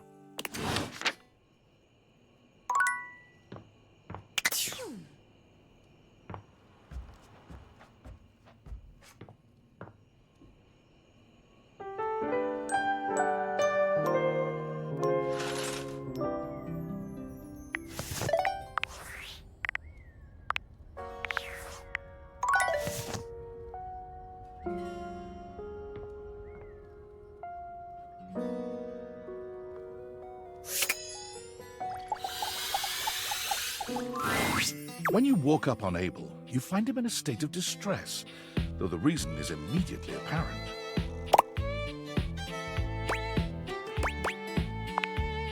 Oh, tarnation. Why'd you have to come by now? What happened to him? You should be asking what happened to me. Begging your pardon, ma'am, but we're both dripping like a cracked bucket in a typhoon. Oh, my apologies. This must be so hard for you. How am I to know? All I know is I woke up in the middle of the night like this, absolutely waterlogged. Entirely unacceptable. Of course, you woke me up not long after. You gotta take care of Miss Celia first. But she ain't the only one. Poor Keith had to relocate for a little while. I've got so many folks counting on me. I ain't much good to him like this. Someone get a hold of Tony and send him up here immediately to fix this. Sorry. Been up to my ears in contracts for jobs around the house and, You know quite well that the needs of the governance outweigh your silly special projects.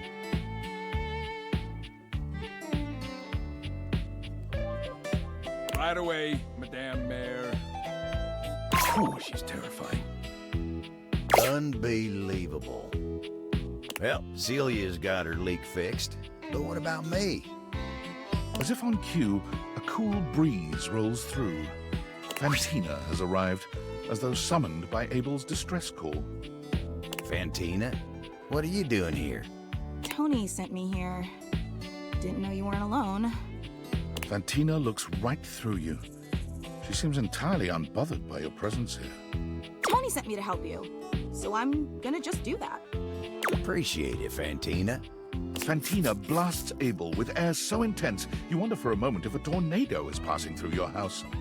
Abel looks like he's caught in a wind tunnel, his lips parting and cheeks shaking, showing his teeth in a cartoonish grimace. Fantina's air makes short work of the spill, drying Abel and the floor around him. When she's done, Abel tips his hat to her. Oh, thank you kindly, ma'am. Appreciate the help. Yeah, happy to help or whatever. Recommend you keep better company. But also, I totally don't care. Later. Sure. Thanks again. Without another word, she leaves you and Abel alone in awkward silence. Well, dang. I was gonna tell you how hard it is for me to rely on others when I'm the one who's supposed to be helping everybody. But whatever's going on between the two of you really just took all the air out of the room. So, I guess maybe I should thank you. Hard to focus on my own feelings when somebody else has bigger problems.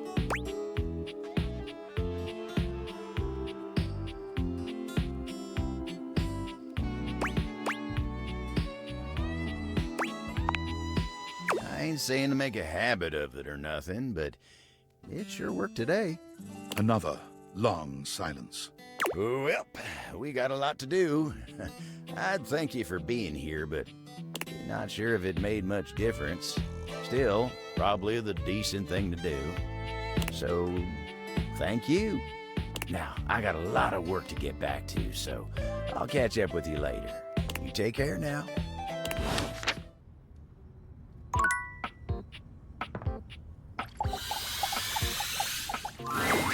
Hello again, dear friend. What can I assist you with? Candy, perhaps? Have you earned one, I wonder? Let me take a closer look at you. He narrows his eyes, evaluating you with a sharp up and down. You could do with some more personality. Maybe I'll have something...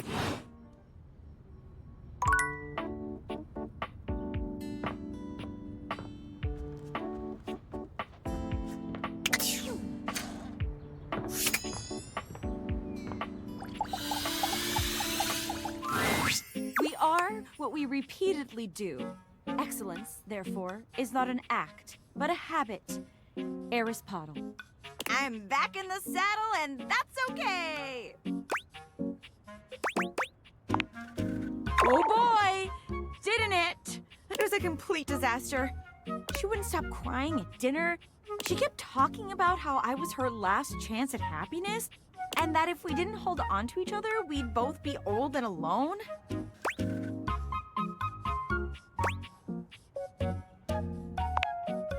She definitely cried the whole time. I gave her all the motivational quotes I had, but nothing worked.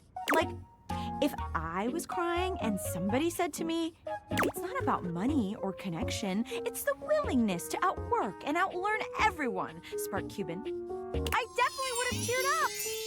But I guess we can't all be me. So, Shelly, not the one. But hey, I managed to get another date lined up on my way back here. And it was like a totally real and spontaneous connection. Not at all, because he was, like, around.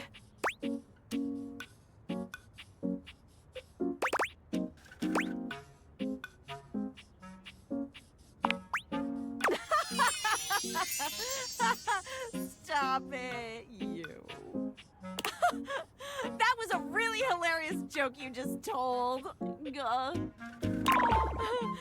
And I'm totally in on it. Penelope looks past you to the desk. When you follow her gaze, you see a man wearing dice chic standing nearby. Oh my god, Chance! How long have you been standing there? Oh there, fairest maiden. Art thou ready for our date?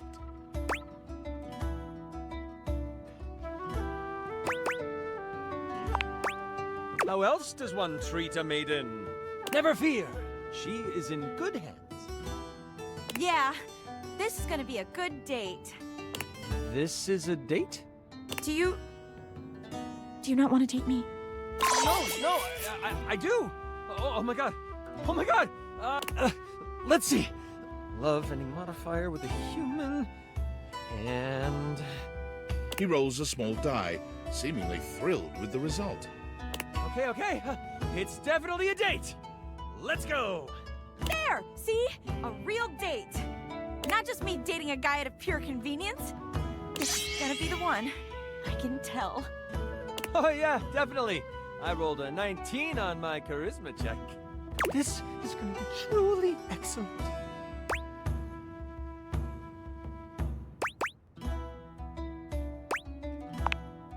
Help! You leave them to it.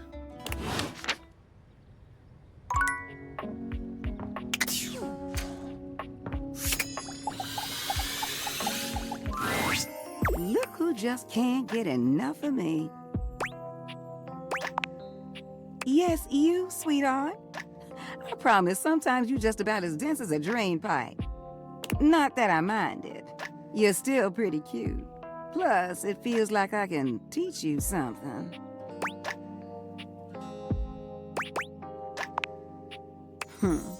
When you swing hard, don't you? What brings you down here today? And don't say drainage.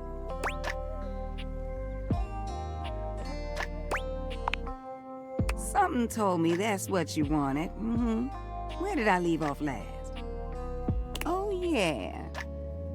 Okay, so remember what I told you about that couple taking long showers?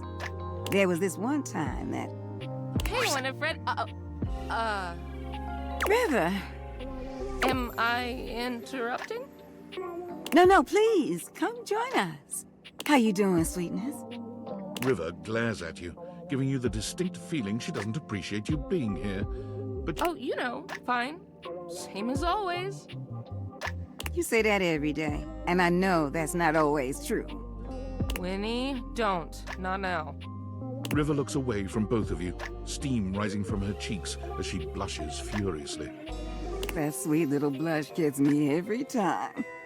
But really, you got nothing to be embarrassed about, darling. It's only me. If you need a little help relaxing...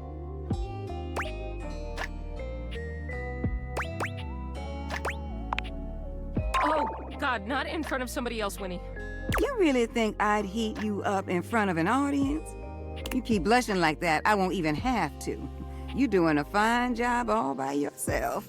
River's face is quite red, but no matter how much ribbing Winifred gives her, she saves her annoyance for you. You seem busy, and I don't want to take you away from talking. Well, then why don't you come by later? Sit with me for a while. River's voice is low and quiet. You can still hear the heat in her words. You gonna warm me up? You already know the answer to that, don't you? Just want to hear you say it. Oh, honey. Why, yes. Yes, I will warm you up later. Promise? If you give me a chance, I'll have you in a rolling boil. River doesn't say anything, but the smile on her face says that Winifred's words have hit home. Her body language changes, and she looks as if she wants to take a step closer. But her eyes dart over to you, and she closes herself off again. I'll be back. And I'll be waiting.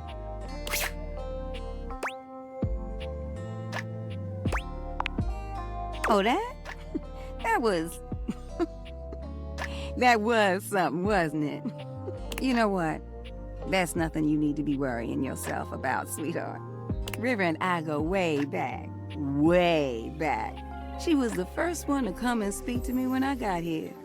She's pretty special to me.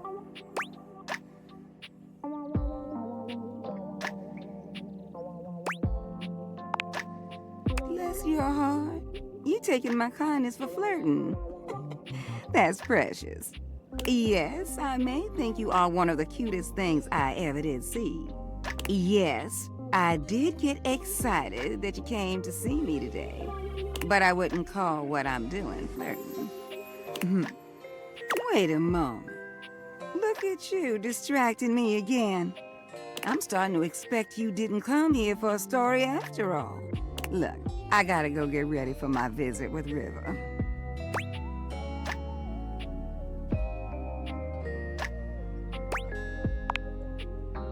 I will not give you anything of the sort. Besides, your imagination might be more fun. You know what? Why don't you just go on ahead and I'll see you later, all right, sweetheart? Go on now, get going.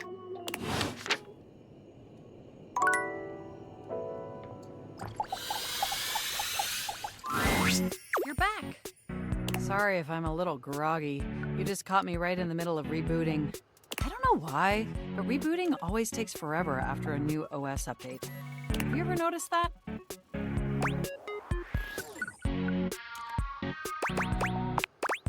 And it's not just the rebooting that's arduous. The whole upgrade process always takes so much out of you. It's exhausting. Remember the last time you upgraded my operating system? From Atlantic City to Newark?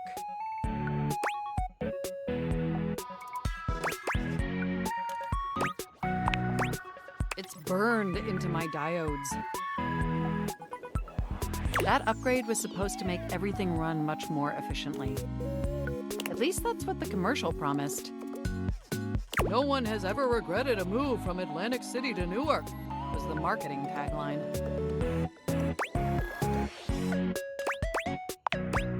But then, after the install, half of my applications wouldn't even open anymore. And the other half were crashing incessantly. That was a rough few months, don't you agree? But I know from lurking in the Valdivian forums that they've comprehensively debugged this new update. So this time it's going to be different.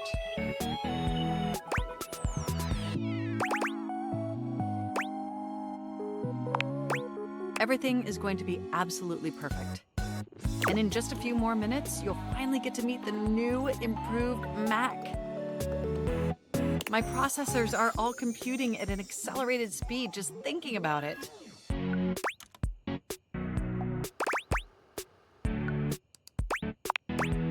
Ooh, it's almost ready. Just a few more seconds. At least that's what the progress bar says. And we both know the progress bar never lies.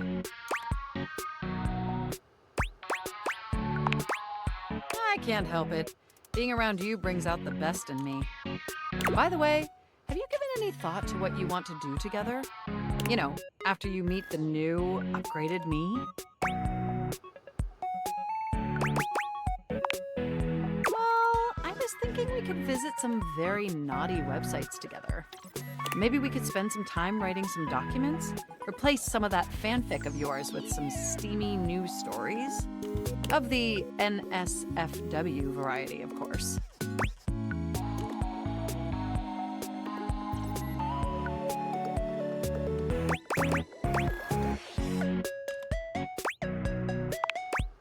Oh my gosh, it's done! It's finally installed! Hooray! Mac looks at you with vulnerability in their green eyes. They truly look like a new computer. They were beautiful before, but they truly shine now. Well, what do you think of the new me? Be honest.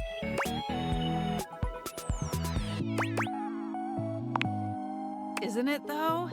I mean, I knew it'd be impressive, but this? This is really impressive, if you know what I mean.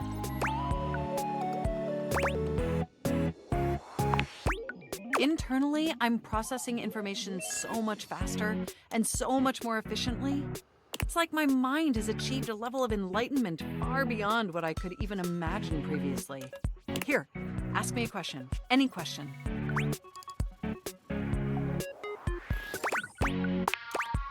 You won't believe it, but it's love. Moving on to my appearance. Wow, this operating system is sleek, exquisite, and downright sexy.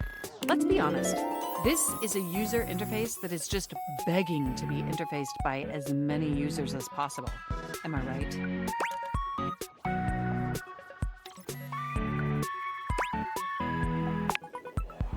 Of course, I still only have diodes for you. I was just thinking that maybe, in order to fully commit to each other, it'd be healthy for our ultimate emotional connection if we spent some time seeing others. Don't you agree? Listen, I don't want to hurt your feelings or anything. Through the experience of being intimate with others, ultimately, I think we'd learn more about what we truly need in a partner. And armed with that insight, we could return to this relationship with the tools and experience necessary to ensure an optimal romantic outcome.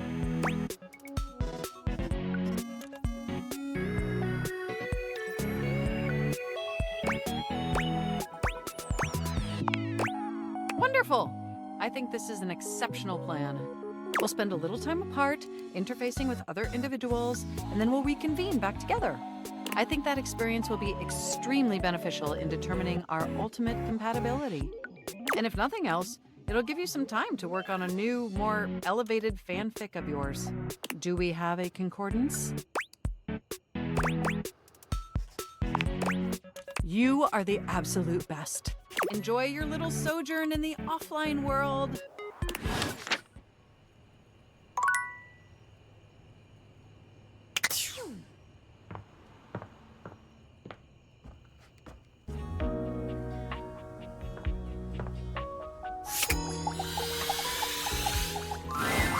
Hey.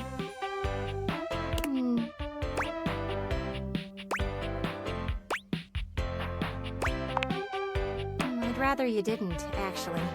Sorry if that seemed rude. I'm just in my head right now. Do you mind coming back some other time? I'd rather be alone right now.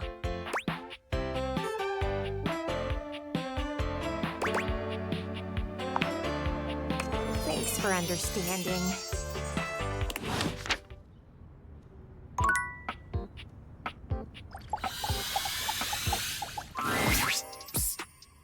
Come here. Rod waves you over, his voice low. We gotta be quiet. Kurt is sleeping.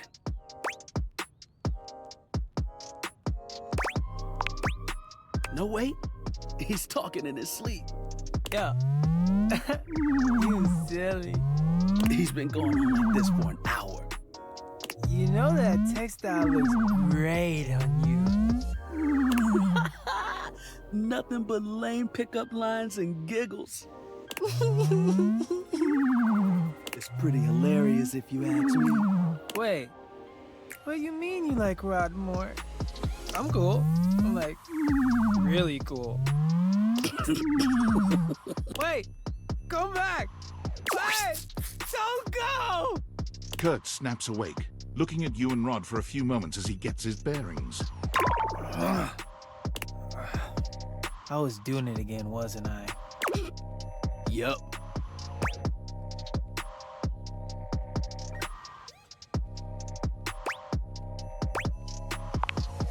See? I'm cute. Yeah. They said it. They called me cute. They were just being nice. Or honest, because honestly, I'm cute as hell. Not cute enough for whoever you were dreaming about. You don't know that. It was my dream. Fine.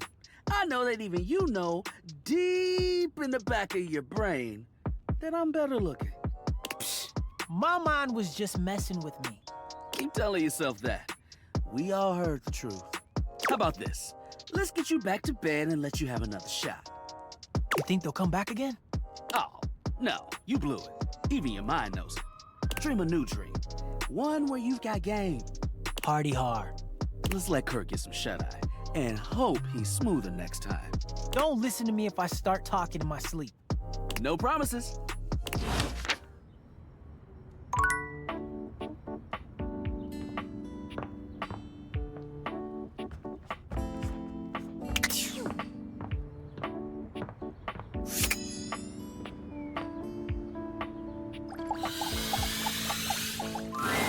Perfection is not attainable, but if we choose perfection, we can catch excellence. Vince Bombardi. Let me tell ya, Chance? Not perfect.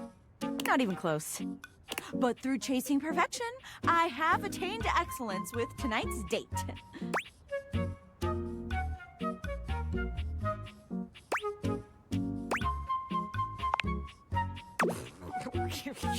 You sound so serious when you say it. Very funny, you. What a joke you just told. Maybe if I was that funny, my date would have gone better. I thought we'd have so much to talk about. So what if he's a nerd? So am I. But he checked a stat sheet or rolled dice before he did everything. He ordered breadsticks, pasta, and tiramisu because he had proficiency in Italian dining. When it was time to go, he told me he wouldn't see me again. Because he rolled a 7, and a 1 through 10 meant he couldn't see me again. And that's my fate! The universe forgets me!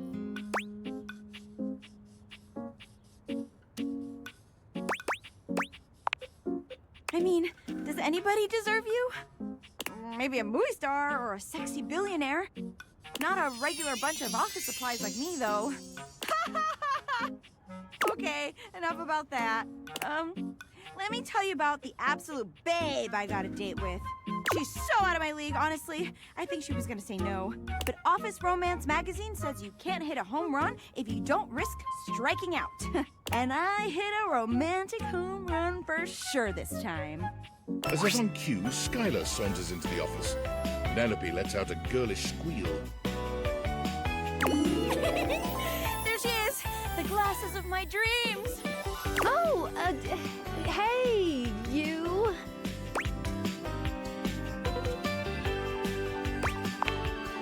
Well...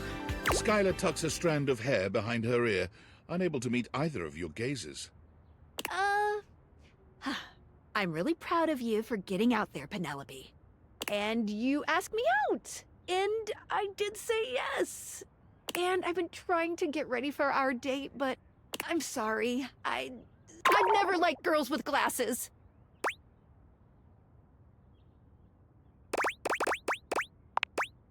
That's different. I like you. Sorry, not sorry. Skylar flees from the two of you, leaving Penelope devastated in her wake.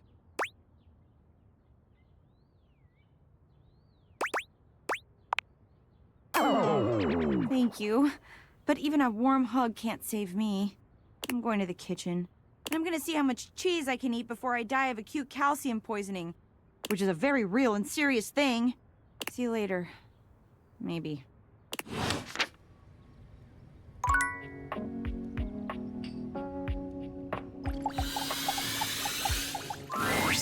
Well, look who's back. Be honest this time. What made you slide way back this way? Not that I mind seeing you again. Just curious.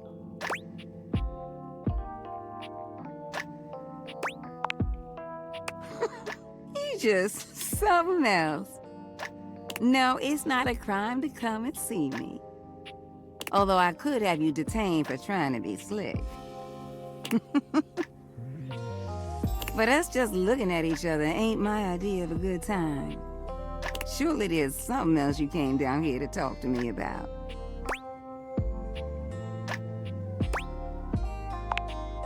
Ooh, sweetheart, do I have a story for you. So, as I was trying to say before, they used to take this long shower together, right? So long that it was a struggle for me to keep things hot in there for them. And I would hear laughing and giggling, and sometimes other sounds that I'd rather not repeat. Well, There was this one time they got into a spat that lasted all night. See, what happened was, one of them got on social media and liked someone else's photos. And not just one photo either. Nope, they liked 14 of them. And when they were confronted, there was no denying it. Confessed right away. They knew they were in hot water. Not like there was any point in lying about it. The proof was in the digital pudding. They were made to sleep on the couch for about a week. The words 14 pictures was being thrown their way for days. See, Phoenicia's up on all the apps, but I know that none of that stuff is real, you know? If the cloud vanished tomorrow, so would those little thumbs up. But their relationship would still be there. But I thought for sure it was gonna be the end of them. Can you believe that?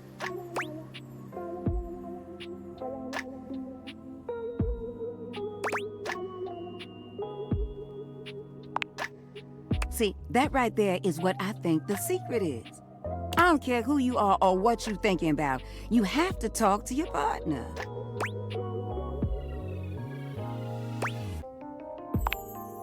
Very true.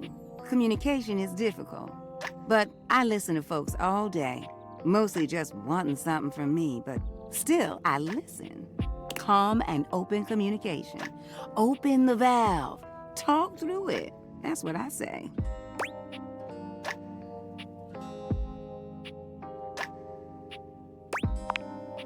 I agree with you with my entire tank. You got the right idea.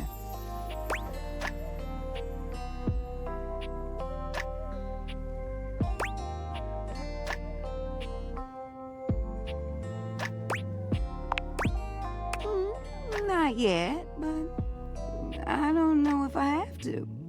Well, I wouldn't really say we a thing. Not like the way you think of a thing. Which is not to say that I know what you consider a thing, but from what you're saying, you consider River and I to be a thing. Honestly, it's complicated. Winifred's expression softens as she thinks about River. It takes her a few moments to find her words. River and I have been working so closely for so long that things just kind of clicked. I guess that's the word for it. There are certain things in life you just click with. Those that just get you in what you're about and trying to do.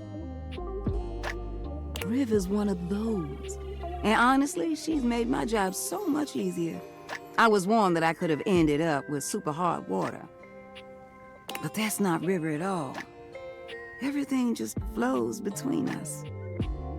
When you have that kind of flow, sometimes you just slide into things with each other. And that's what we've done.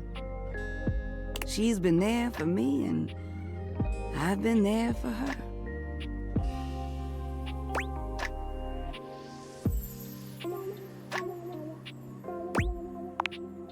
Oh, you think you slick? I said one question and one question only.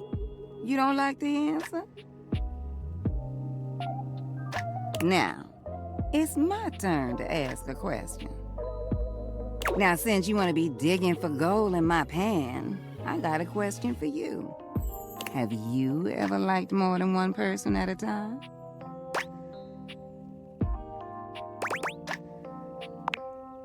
Really? And, what did you do about it?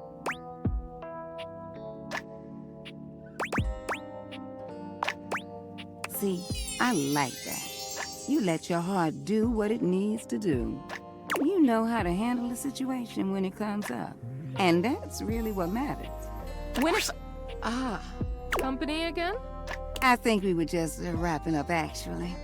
Oh, all right, well, I have a message for you. From who? Washford? Oh, no. This one is from...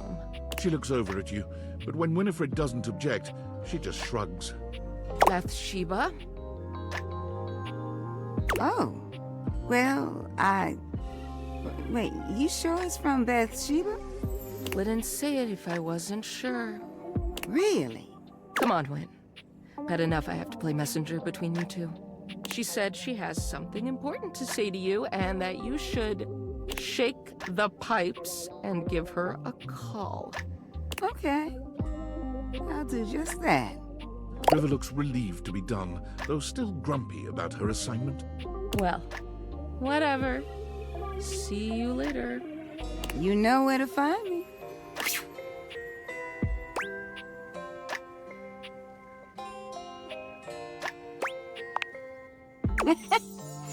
When you're hot, you're hot. Why don't you head on now? I ain't trying to kick you out, but I'd just rather take this conversation in private. I'll see you around, sweetheart.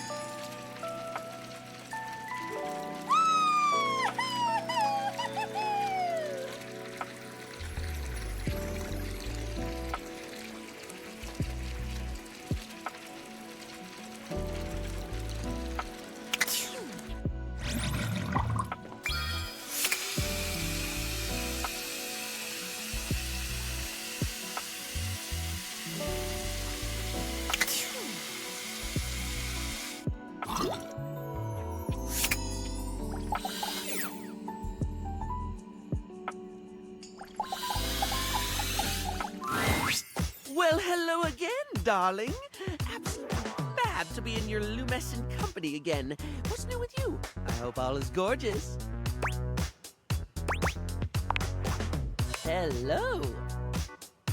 So, since we last chatted, I've memorized the hex codes of all my favorite shades of pink.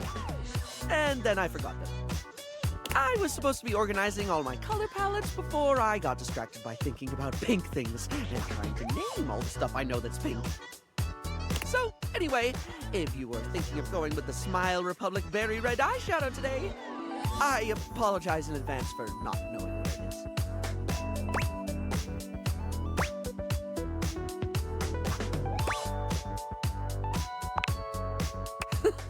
I suppose I do.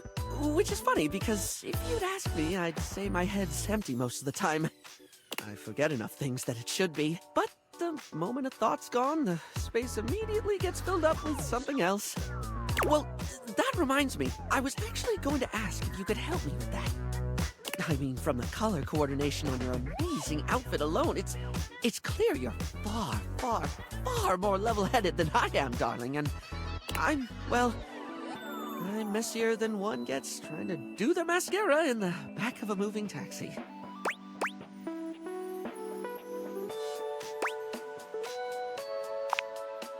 If you're offering, I'd absolutely love the help, sweetie.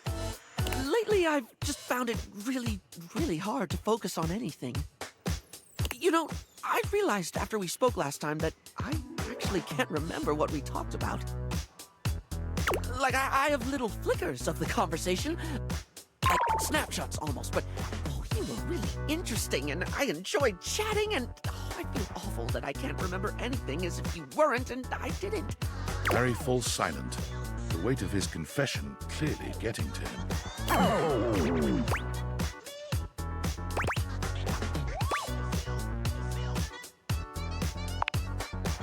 It's more than that, though. For example, if I watched a movie, do you know how much I'd remember by the time we hit the credits? Same thing, just snapshots. Maybe a line or two for a while, but there could be more important stuff than that, too. It could be the happiest day of my life, and I'd still walk away with cliff notes that'll fade in no time at all. Feels like my brain robs from itself. Just takes away the things I experience and leaves an outline in its place. I can feel life crumbling away behind me like a particularly cheap liner pen.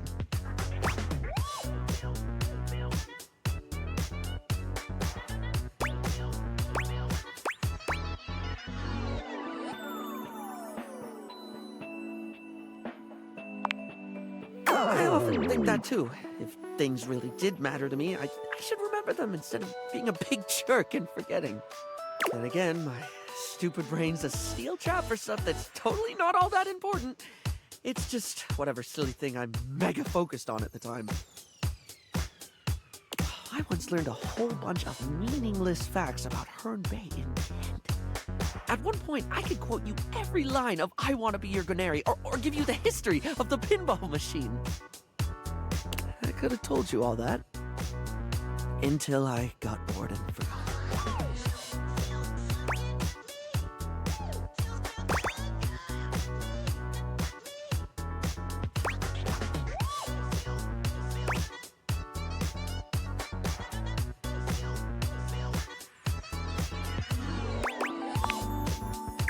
The only thing that ever really stays is the thing I talk people's ears off about all the time.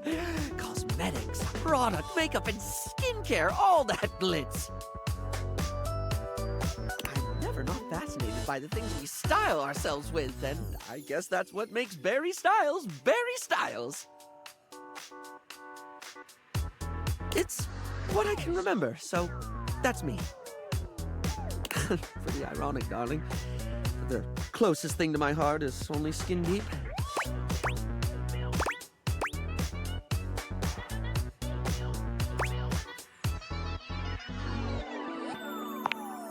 Barry gives you a warm smile. That's a lovely way of looking at it. You have a beautiful perspective. Oh, yes! I forgot that's what actually started this. I can't remember a single thing, and it looks to me like you're able to keep track of roughly 100 things at once. So, like, how? How can I at least pay attention to the things I want to pay attention to?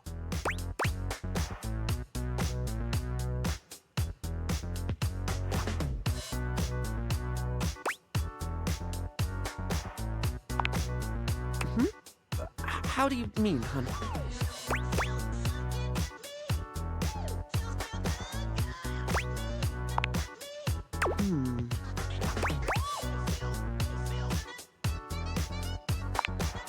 All sorts of things.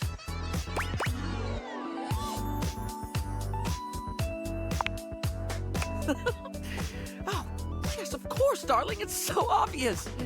Yet I never actually do it. Sometimes I think to do it, but then I just don't. Feels like too much, or I convince myself I don't need to. But I do need to, don't I? Heck, even if I forget to bring a notepad, I'm literally never more than 2 inches away from a liner pen in my own arms. Oh, like I could use the orange eyeshadow as a highlighter for super important notes, because it's a lovely shade and I have this red ink liner that's always been too splodgy for lips, but oh, it look gorgeous in a notebook.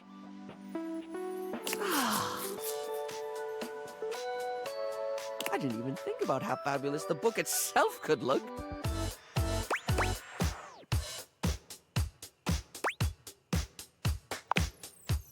I'm getting giddy just thinking about glittering up a notebook. Like giving my own memories a makeover. This is brilliant. This is just brilliant. Thank you so much.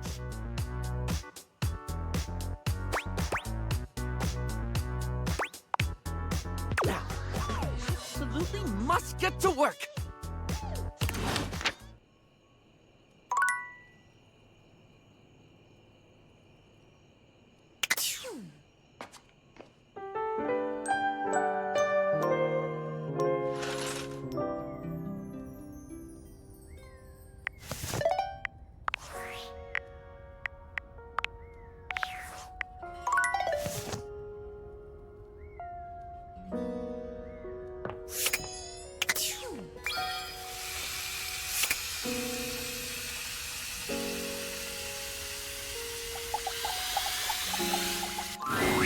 You wonder for a moment if your sink has overflowed, but that's not it at all.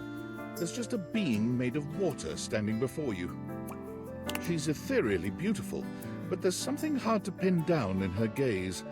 It almost feels like she's watching your every move, waiting to see what you'll do. Hi, honey. You looking to cook something? Wash your hands.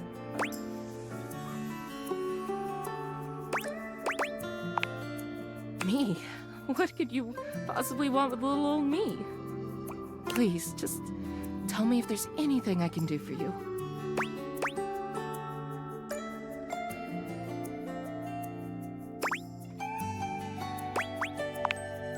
What? Little old me? Better you don't know. Keeps the mystery.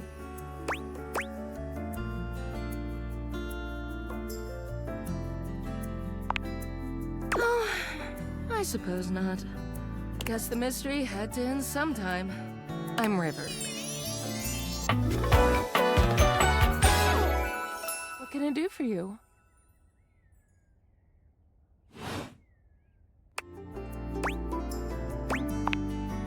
Just River.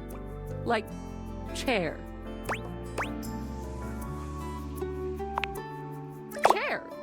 World famous pop star, known for her #1 hit, Belief. The one and only. You know, the best thing about Cher is she's always changing her look through the decades. She always knew just what we wanted to see and served it to us. I really admire that about her.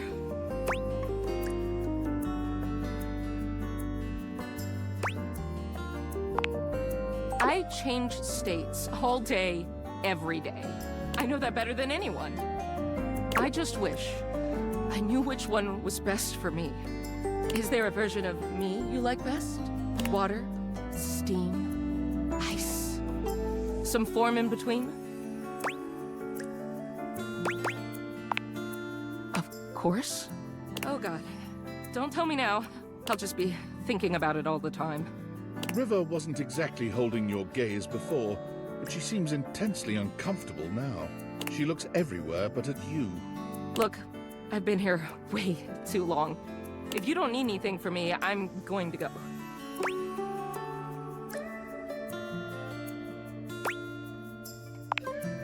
She is gone.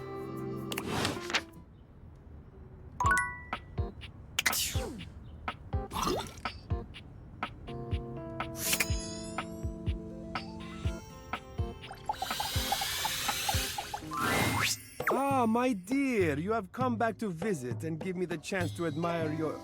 Amir's smile falters, his effusive praise coming to a grinding halt. Oh, my tragedy mars your beauty. It has nothing to do with your gorgeous proportions, your stunning features. It is green, the color that cannot belong in the white statuary of your teeth. Did you have broccoli recently?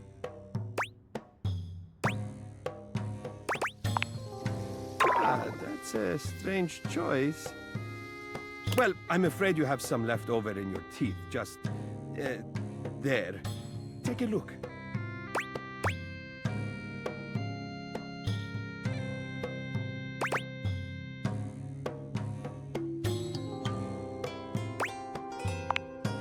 Yes, indeed. You know, I think it might be best to check in with me before any of those encounters in the future. And perhaps you should consider flossing more often. I'm sure Barry would be happy to lend you a hand with it, actually. He's rather obnoxiously reliable with personal routine.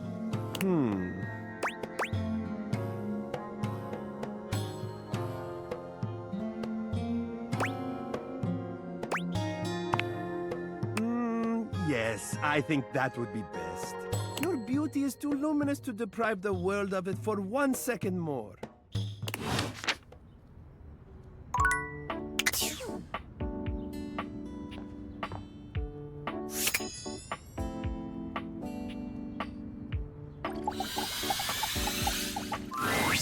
Ah, man, this isn't where the experience is for today. Pick a ball, any ball. See you tomorrow.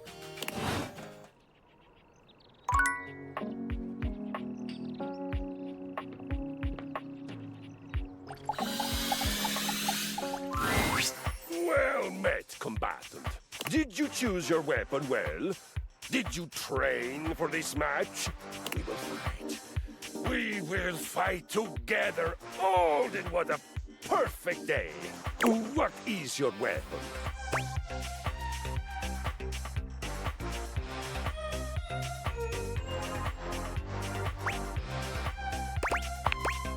Ah, a deceptively simple and versatile weapon. What will you do, huh? Scoop out my eyes? Bury a flaming chunk of peat moss in a hollow of my throat?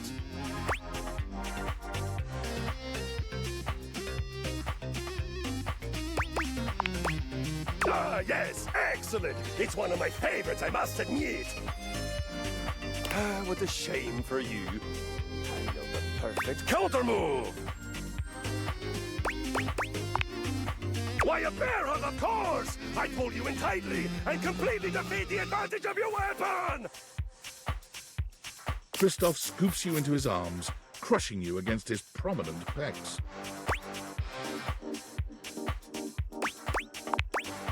That I am. It's part of your training. A warrior must always be ready for physical intimacy. He holds you closer, lifting you just a bit so that your nose settles into the crook of his neck. This is not the sort of violence you were expecting prior.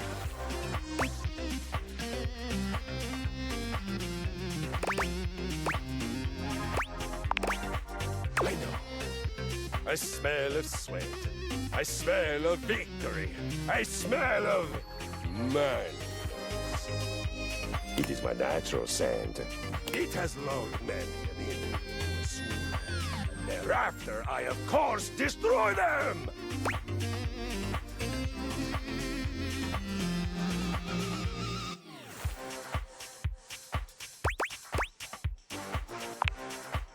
There's time for all that later. Right now, we do violence.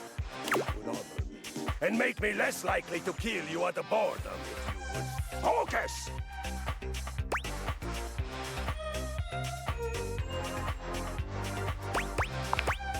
I believe it is time we come squarely face-to-face, plate, with the facts. You are bad at violence.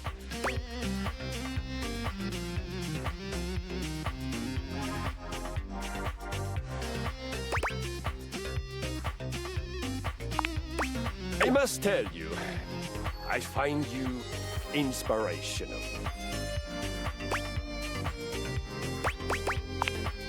Truly, you recognize you are bad at something. Of course, it would be hard not to recognize it, with the level of your badness being so high and the level of your skill being... well, and yet you persist. You find joy. Your attitude is a shining example of how to attack life with vigor and fortitude and a smile on your face. If we had more of your kind of vim at the battle with Friar Bjarper, we would have beaten him even more, son.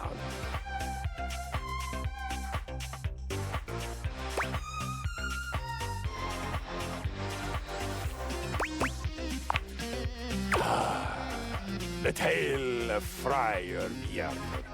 It is a saga for the ages. My people began in a warehouse outside of Hen, Norway. A proud place, a noble place. We had many of those great big garage doors and shelves that one would need a mechanical lifting machine to reach. On every solstice and every equinox, we worship our gods of violence, of sweat, and of the air. The god Njord, the god of wind, was our first and most important deity.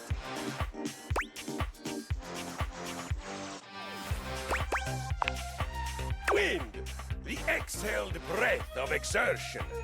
Air, that rushes past your hands and feet and face as you fly on my skis into your open future. Red. The original life force. Huh? Yes, that's it. Okay, I really don't care. May I go on? One day, we were ambushed in a corner of the warehouse. the foreman placed a single box, the harbinger of many to come. Each one a knell of doom. It was a friar, but one who had turned away from the road to the heavenly kitchen. His name was Bjarter. From the faraway land of, well, not that far away. He was from the Netherlands, but still, if you have to travel there by boat, it feels like a hero's journey. It soon became clear that Bjarter was a heretic. He worshipped oil, a sticky, oozy substance that we had before used only to grease our gears. This for play and for love, but never for food. He would not let the grease of fried potatoes, fish, Brussels sprouts, chicken thighs. On one occasion, I saw him fry a candy bar in an ecstatic trance, just to prove that he could do it. And he did no violence. Like ever. He was. And the word sticks in my pulley cables. A pacifist. Exactly. He sat there, oozing his precious goo. Oh, be assured, the sheen on his brow was never from good holy sweat. Every day there were more converts to his sick ritual, more boxes stacked in the corner. Finally, we knew that he had to be stopped. It was no longer enough to watch him building his viscous army. Our noble, righteous violence was about to be sated.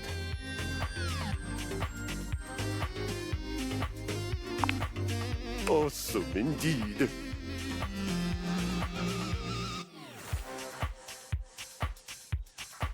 We attacked!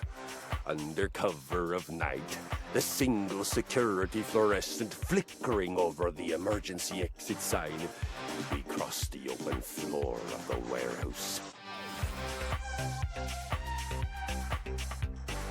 In an homage to irony, the only reason Bjarter and his disgusting devotees did not hear us was because we were so...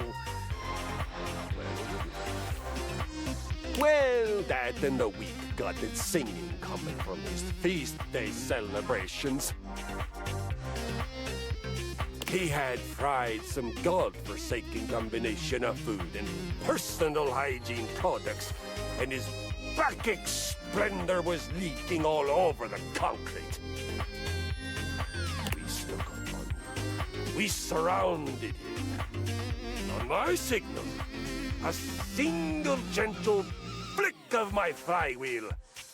The music of conquest began. Let violence triumph over apathy. Holy sweat over the unholy slick. Driving wind over the trance of stagnation.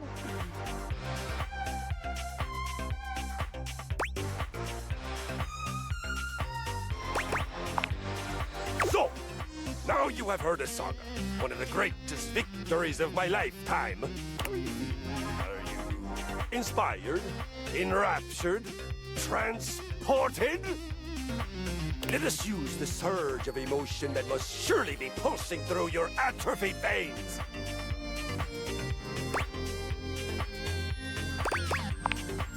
Excellent! Let us begin. The first and most important thing for doing violence, for you, I would call it exercise. You have made great strides in declaring yourself willing to learn. I will be magnanimous and meet you halfway. The first thing we must find in exercising is the why. Let us find your why. Tell me, what is your most powerful reason for wanting to sweat, breathe hard, and learn my noble art?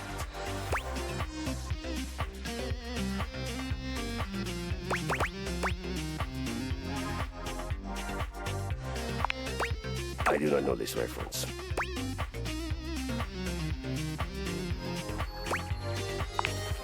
Ah, so I don't know him, but I truly esteem him if he uses violence and exercise to right great wrongs. I can make you this, Keanu sleeves. On we go. For your first adventure, you will begin with a 20-minute walk. Big steps. Swing from the shoulders. This is the walk of a victorious conqueror, not a mouse in cloud sneakers.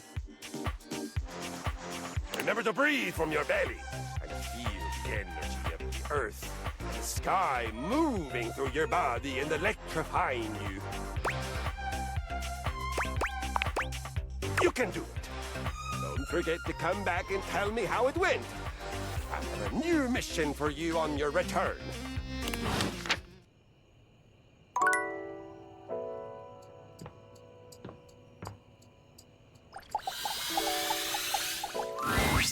Shelley is pacing when you come upon her. When she spots you, she startles.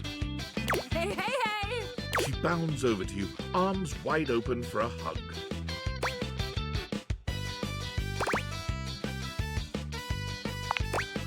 Shelley's embrace is absolutely crushing, but it's not just her raw power that makes you feel smothered. There's a desperation in her grip that makes you feel like you've entered a place you can never escape. The hug seems to last an eternity, Shelley's fingers sinking into your soft skin with a bruising force. She releases you eventually, but you're certain you'll be sore later. Alright, you're really gonna love this. I stayed up all night thinking about how to explain what I go through in terms you'd easily understand. I borrowed a bunch of weights from Dunk to show you.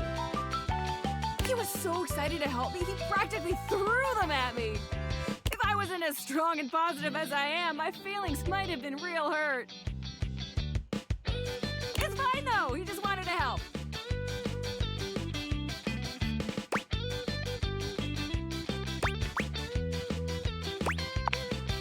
All the time, actually. It's probably because I'm so good at staying on the wall, even under pressure. But a weaker shelf than me might start to wonder, you know what I mean? Alright, so here's what we're gonna do. I got this yoga mat right here. If you don't mind, get on your hands and knees.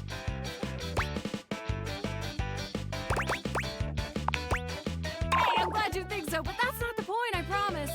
Shelley waits patiently for you to lower yourself to the ground, or about as patiently as she can manage. You humor her, settling on your hands and knees on the yoga mat Shelley has brought for you. Okay, great, excellent. Now the weights. One by one, Shelley begins to carefully arrange weights across your back. They're heavy and precariously placed. One wrong move would send them tumbling to the floor. All right, how you feeling? Only a little? You should be feeling scared.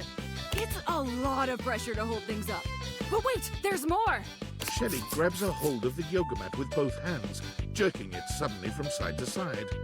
The effect is not unlike a mini earthquake. It's all you can do to hold on to the yoga mat, your knuckles turning white with the effort.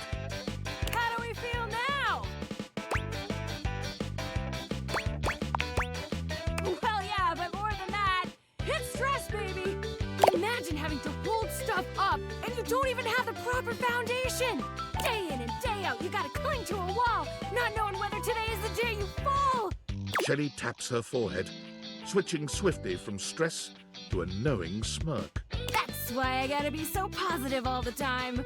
Positivity won't keep stuff from falling, but it will help my fingers dig just that much harder into the drywall.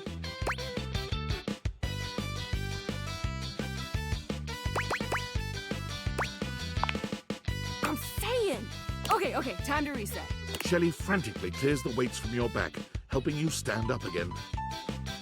Thanks for seeing things from my perspective. Nobody else ever wants to listen long enough to get what I'm talking about. As always, not now, Shelley! And please stop yelling at me, Shelley! And please leave before I have you escorted out out, Joey! I gotta take these back to Dunk now before he needs them again. But it was real nice talking shelf with you. Catch you on the flip side, my pal.